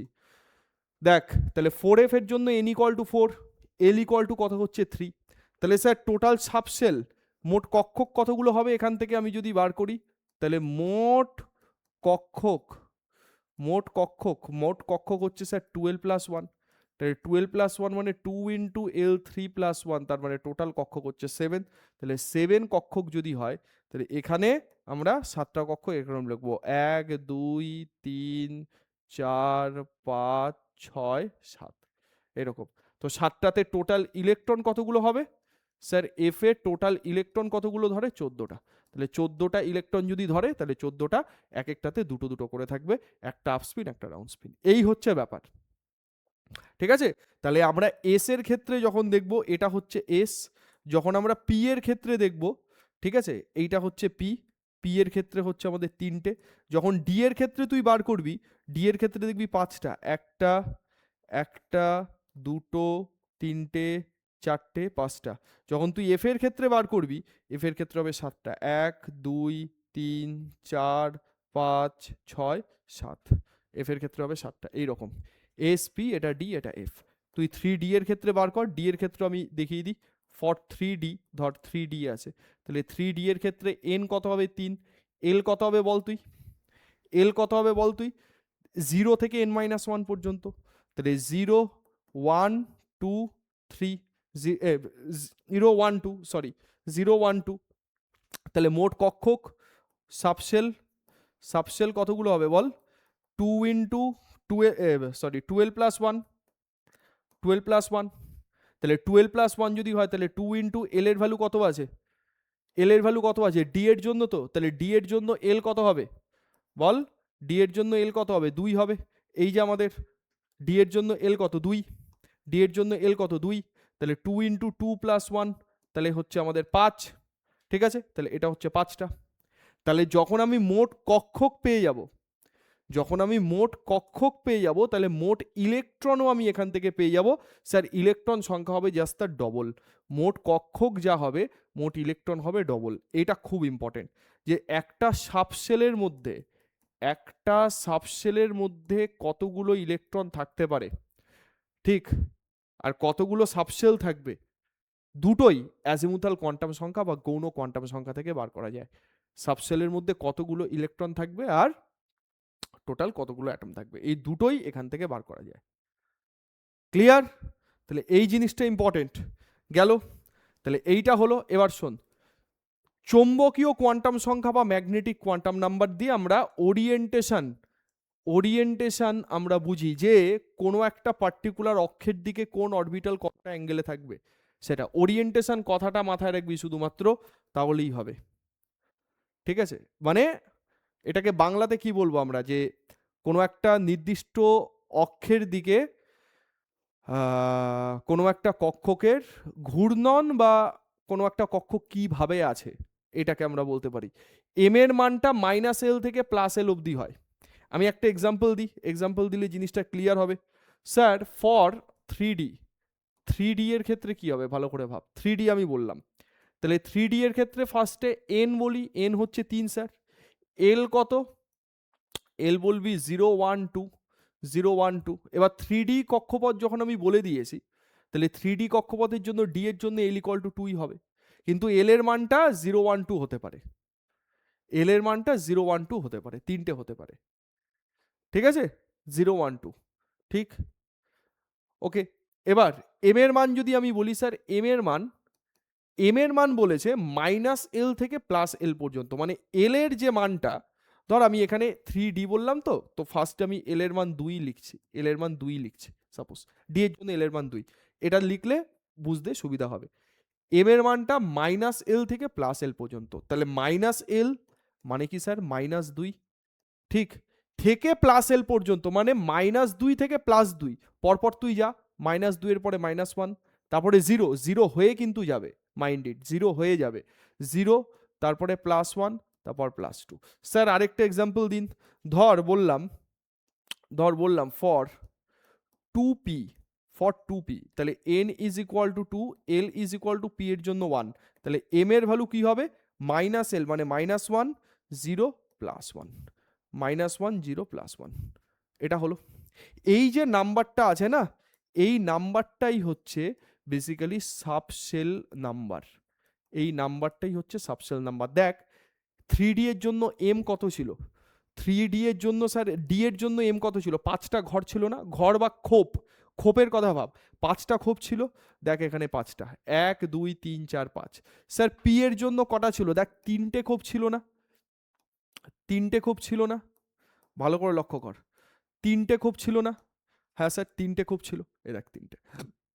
তুই যদি এফ এর ক্ষেত্রে ভাবিস, বল এফ এর ক্ষেত্রে বল, ধর আমি বললাম ফর 4f, ফর 4f, তাহলে n এর ভ্যালু আমাদের 4, l এর ভ্যালু কত হয়, f এর জন্য l ওই বক্সটাতে 3 ছিল, ভালো করে দেখবি 3 ছিল, তাহলে l এর ভ্যালু আমাদের 3, তাহলে m এর ভ্যালু কত হবে, -3 -2 0 +1 +2 +3 টোটাল। তাহলে টোটাল কটা হচ্ছে দেখ 7টা, 7 দুগুণি 14টা ইলেকট্রন থাকবে, এইটাই হচ্ছে 12 + 1 নাম্বার।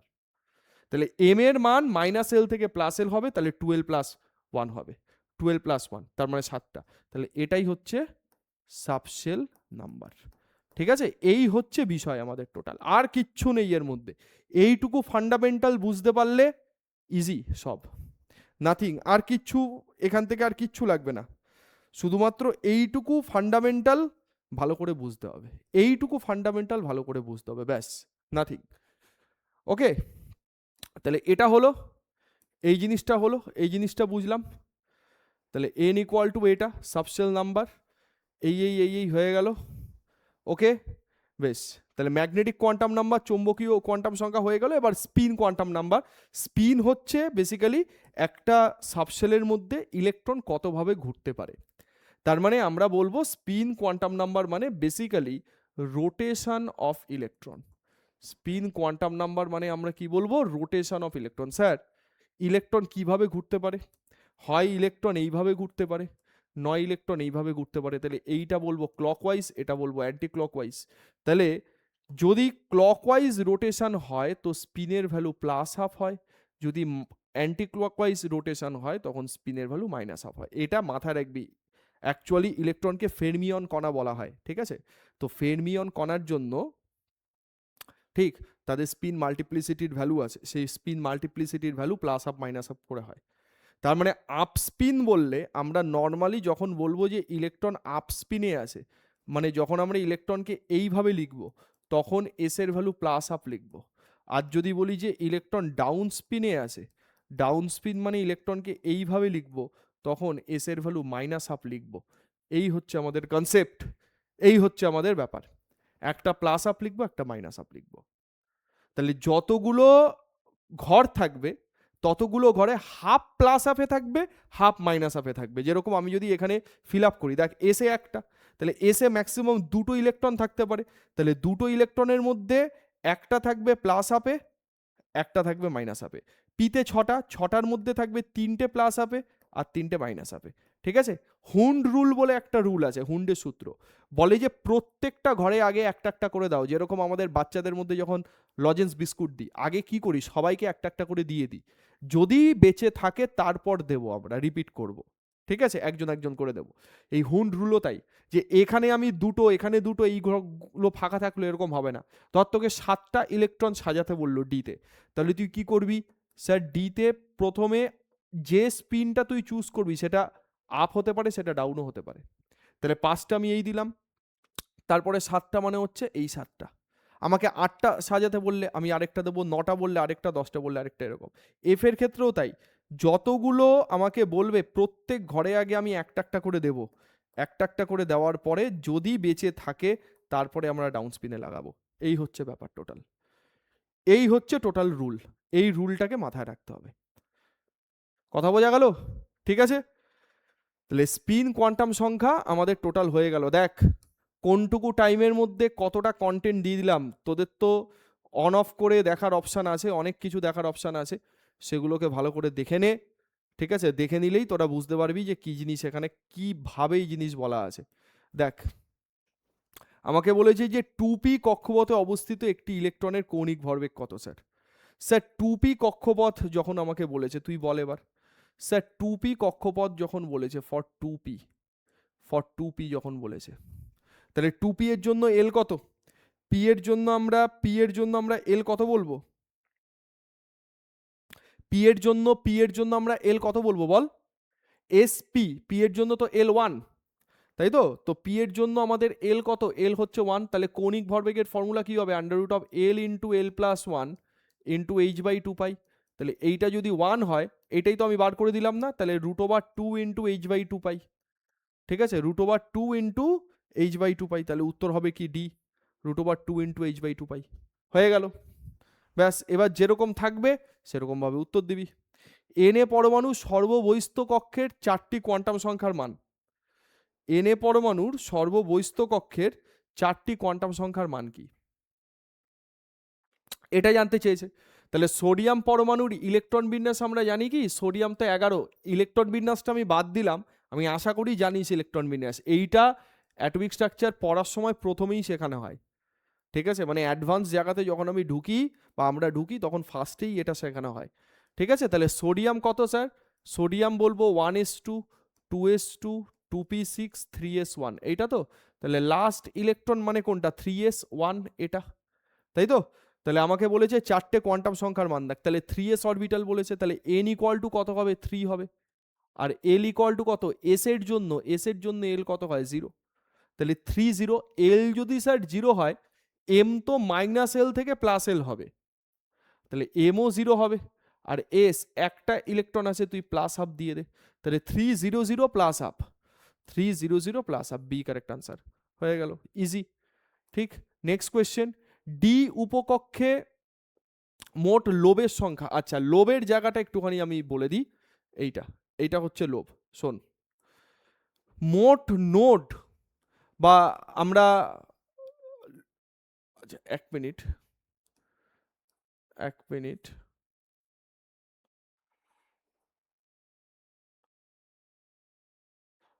আচ্ছা এটা আমি একটু বাদে বলছি, লোবের কনসেপ্টটাতে আমি একটু বাদে আসছি। আগে যেগুলো করেছি সেগুলো আগে করে দিয়ে নিই। যে উপকক্ষের ক্ষেত্রে এল ইকুয়াল টু 0, যে উপকক্ষের ক্ষেত্রে এল ইকুয়াল টু 0 আর এম ইকুয়াল টু 0, দেখো যে উপকক্ষের ক্ষেত্রে এল ইকুয়াল টু 0 আর এম ইকুয়াল টু 0, তার আকার কোনটি স্যার? এল 0 কার ক্ষেত্রে? এস তো। এল 0 কার ক্ষেত্রে? এস তো। তাহলে এস কি? এস হচ্ছে স্যার গোলকাকার, এস হচ্ছে গোলকাকার, এ কারেক্ট আনসার। ইজি, এস হচ্ছে গোলকাকার, এ কারেক্ট আনসার। নেক্সট বলেছে এল এন ইকুয়াল টু 4 এর জন্য এম এর মোট সংখ্যা হলো। Sir N equal to 4, N equal to যদি 4 হয়, তাহলে এল ইকুয়াল টু কি হবে স্যার? 0 1 2 3, 0 টু n-1 হয়। তাহলে কটা আছে আমাদের 0 1 2 3 আছে, তাহলে এল এর মান যদি 3 হয় তাহলে এম এর মান কি হবে -3 -2 -1 0 +1 +2 +3, তাহলে কটা হলো 4 5 6 7, ঠিক আছে। টোটাল এম এর মোট সংখ্যা বলেছে না,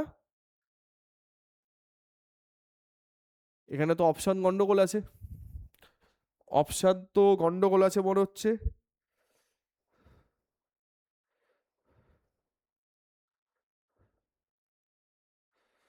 এম এর মোট সংখ্যা এন হচ্ছে 4, এন তো আমাদের 4 আছে, তাই তো।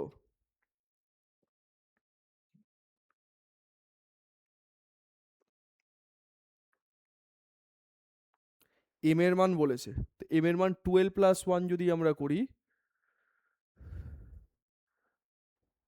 হ্যাঁ n = 4 বলেছে, এল তো 0 1 2 3, ঠিক আছে। প্রতিটি,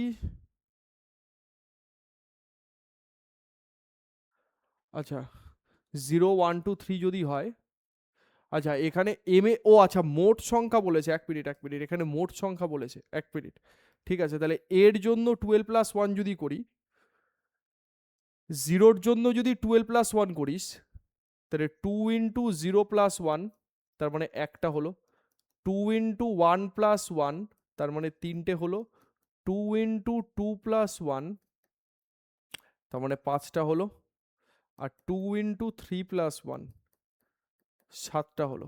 7 আর 5 12 আর 3 15 আর 16, আচ্ছা মোট সংখ্যা জানতে চেয়েছে না 16, প্রত্যেকটার জন্য, ঠিকই আছে, প্রত্যেকটার জন্য আমাদের 12 + 1 আমাদের বার করতে হবে, ঠিকই আছে। আমি ভুল পড়েছি ফার্স্টে, এম এর ভ্যালু 12 + 1 হয়, এম এর মোট সংখ্যা যখন আমাকে দিয়েছে, তো মোট সংখ্যা মানে প্রত্যেকটার জন্য বার করতে হবে, তো প্রত্যেকটার জন্য হবে m = 12 + 1, তাহলে জিরোর জন্য এটা, 1 এর জন্য এটা, 2 এর জন্য এটা, 3 এর জন্য এটা, ঠিক আছে, এইভাবে যাবে।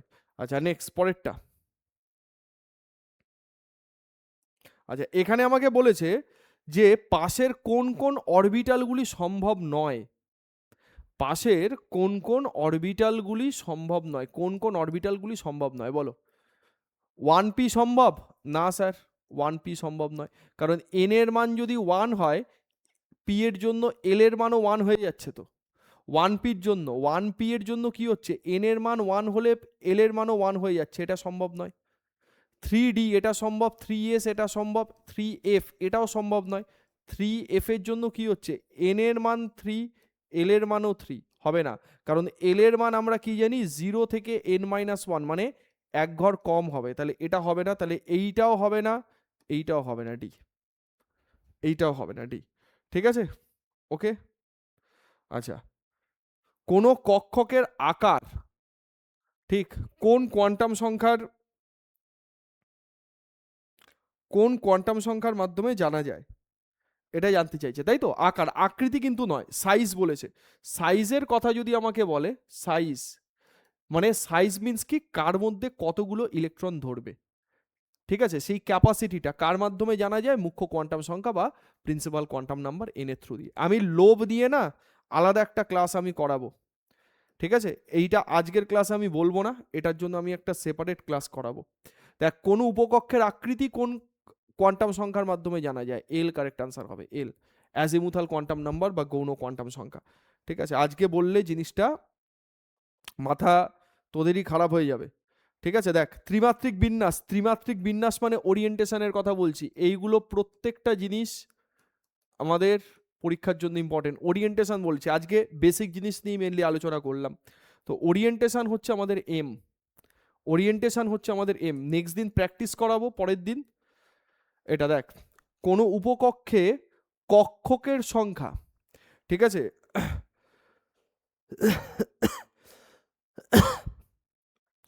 কোনো উপকক্ষে কক্ষকের সংখ্যা কি থেকে জানা যায়, কক্ষক কতগুলো থাকবে, তো এল এর মান যদি আমরা জানি তবেই আমরা জানবো, 12 + 1, তো এল এর মান যদি আমি জানি তাহলেই আমি জানবো, তো বি কারেক্ট আনসার হবে, এল এর মান জানলে তবেই আমরা জানবো। দেখ কোন উপকক্ষে কক্ষকের সংখ্যা এল এর মান থেকে জানা যায়, ঠিক আছে, এটা এটা হয়ে গেল। নেক্সট আমাকে বলেছে এল এর সর্বোচ্চ মান যদি 2 হয় তাহলে এন এর মান কত, স্যার এল এর মান যদি 2 হয় তাহলে এল এর মান 2 মানে 0 1 2, আজকে বেসিক জিনিস কর। তাহলে এন এর মান কি হবে, এর থেকে এক ঘর আগিয়ে, এক ঘর আগিয়ে মানে হচ্ছে 3, এক ঘর আগিয়ে মানে হচ্ছে 3, ঠিক আছে, 3 correct answer, easy. Next question আমাকে বলেছে 3D ইলেকট্রনের জন্য এন ও এল এর মান কি কি। 3D বলেছে, 3D মানে হচ্ছে স্যার n ইকুয়াল টু 3 আর এল ইকুয়াল টু কি, এল ইকুয়াল টু 3D বলেছে, তাই তো। তাহলে ডি এর জন্য 0 1 2, 3 আর 2 হবে, এন ইকুয়াল টু 3 হবে, এল ইকুয়াল টু 2 হবে, 3D তো আমাদের বলাই আছে, ওই জন্য ওই চারটা খুব ইম্পর্টেন্ট, 0 1 2 3 এসপিডিএফ, বা সরি 0 1 2 3 এসপিডিএফ, হ্যাঁ ওই চারটা। নেক্সট পরেরটা বলছে এন ইকুয়াল টু 4 হলে এল ইকুয়াল টু 3 এর জন্য কতগুলি কক্ষক পাওয়া যাবে।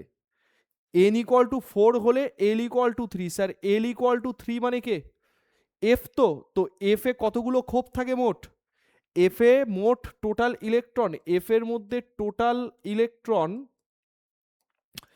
বা টোটাল সাবশেল যদি আমি বলি, টোটাল সাবশেল কতগুলি কক্ষক পাওয়া যাবে, টোটাল সাবশেল কি 2l প্লাস 1, তো এল তো 3, এল তো 3, এফ এর জন্য তো এল 3, তাহলে 2 ইন্টু 3 প্লাস 1, তার মানে হচ্ছে টোটাল সাবশেল 7টা, টোটাল ইলেকট্রন বললে 14টা, হয়ে গেল।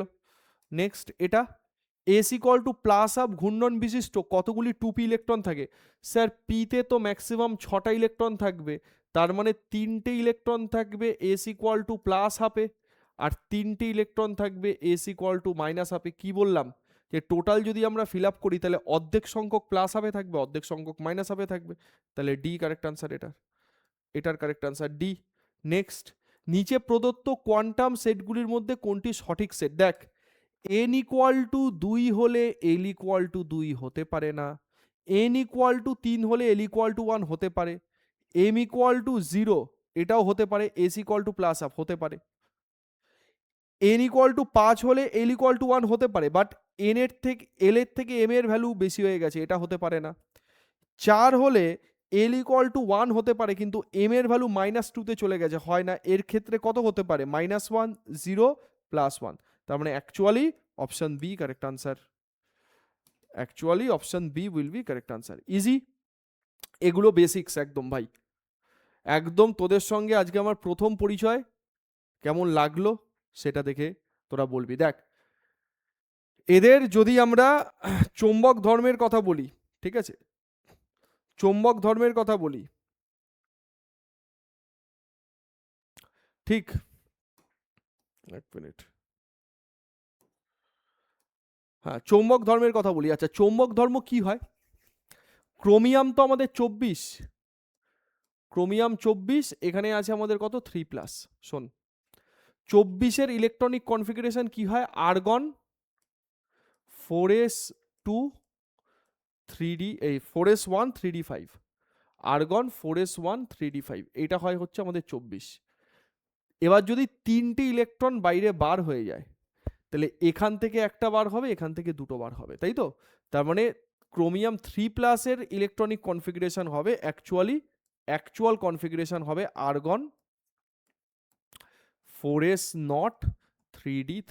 আচ্ছা ডিতে আমাদের কতগুলো ইলেকট্রন আছে, বলবি ডিতে স্যার ইলেকট্রন আছে আমাদের 3টে, তো 3টে ইলেকট্রন কিরকম থাকবে, আপ স্পিনে থাকবে, ঠিক আছে। ডিতে তো আমাদের টোটাল 5টা ঘর, অ্যাকচুয়ালি ঘর তো 5টা, আরও দুটো ঘর এখানে বাড়বে, ঘর হচ্ছে 5টা, তাহলে 3টে আনপেয়ার্ড ইলেকট্রন থাকলে, যদি অযুগ্ম ইলেকট্রন থাকে তবে সেটা প্যারাম্যাগনেটিক ধর্ম প্রদর্শন করে, তার মানে এর চৌম্বক ভ্রামকের মান থাকবে। এগুলো করাবো, এই জায়গাগুলো আমি আলাদা করে রাখছি, এই জায়গাগুলো লোবের সংখ্যাগুলো এইগুলো আমি আলাদা করে করাবো, ঠিক আছে।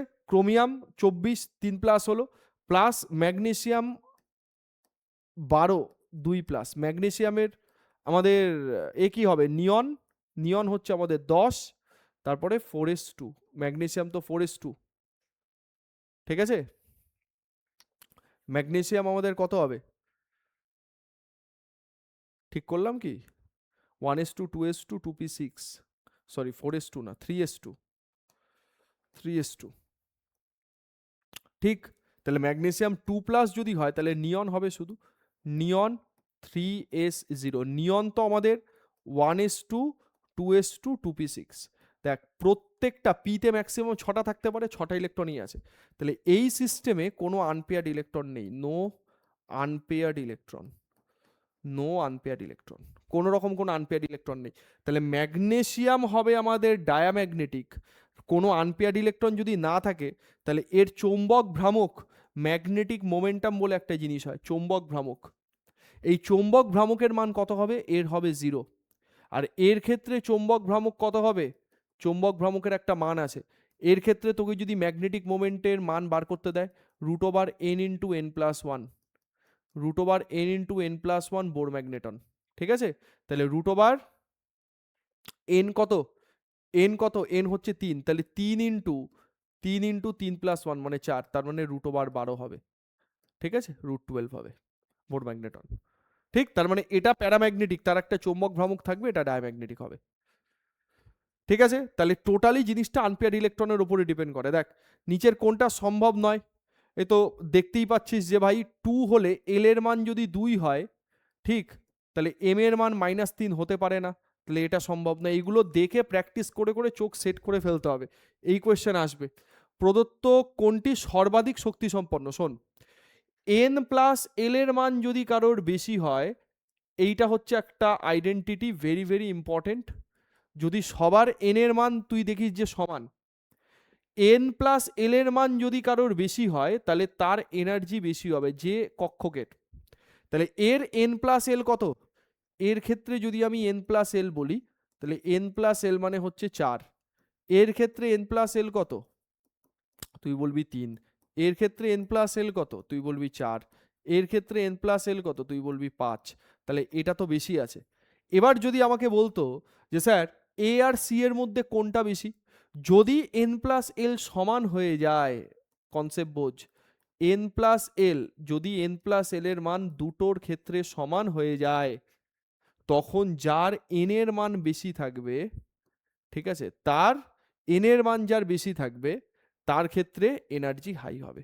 n এর মান যার বেশি থাকবে তার ক্ষেত্রে এনার্জি হাই হবে। এইটা হচ্ছে কনসেপ্ট, এই ক্ষেত্রে ডি উত্তর।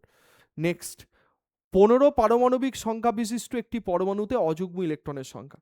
স্যার 15 কার আছে? 15 আছে তো আমাদের ফসফরাস। তো ফসফরাসের কনফিগারেশন 1:2, 2:2, 2p6, 3s2, 3p3, ঠিক আছে, 3p3, 15। তাহলে পিতে এইগুলো তো টোটাল ফিল্ড, দেখ এইগুলো তো টোটাল ফিল্ড। দেখ ভাই আমি ধরে নিচ্ছি ইলেকট্রনিক কনফিগারেশন তোরা জানিস, সেই জন্য আমি এই জিনিসটা স্কিপ করে গেলাম।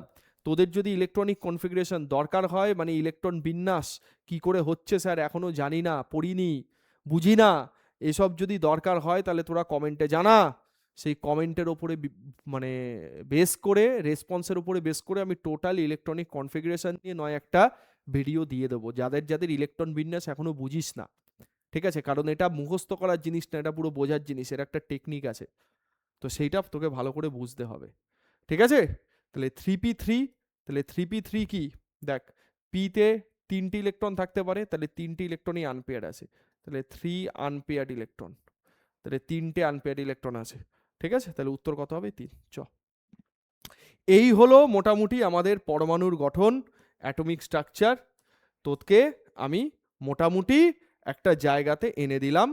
এই অ্যাটমিক স্ট্রাকচারে যেইটুকু মানে পড়ালাম বা যেটুকু নোট দিলাম, এইটুকু রিভিশন কর। যেটুকু পার্ট বাকি থাকলো, লোভ বলিস বা ওই প্যারাম্যাগনেটিক ডায়াম্যাগনেটিক বলিস আর ফটো ইলেকট্রিক এফেক্ট বলিস, সেটা আমি ক্লাসে যখন রিভিশন করাবো, ঠিক আছে, লাইভে, সেই রিভিশন করানোর সাথে সাথে সেই জিনিসটা বলে দেবো। আগে যেইটুকু আমি আজকে বললাম সেই জিনিসগুলো ভালো করে কমপ্লিট কর। কেমন লাগলো সেটা কমেন্টে জানাস। নেক্সট কোন চ্যাপ্টারের ওপরে দরকার, কোন ইউনিটের ওপরে দরকার, কোথায় সমস্যা হচ্ছে, কোন জায়গাটা তোর স্ট্রং কিন্তু প্র্যাকটিস করলে পারছিস না, কোয়েশ্চেন আটকে যাচ্ছে, সেই জায়গাগুলো সব কিছু কমেন্টে জানা। ঠিক আছে, তার মতো করে আমি নেক্সট ভিডিও আনবো। চ, আজকের জন্য এইটুকু। প্রত্যেকে ভালো থাকিস, সুস্থ থাকিস, টাটা।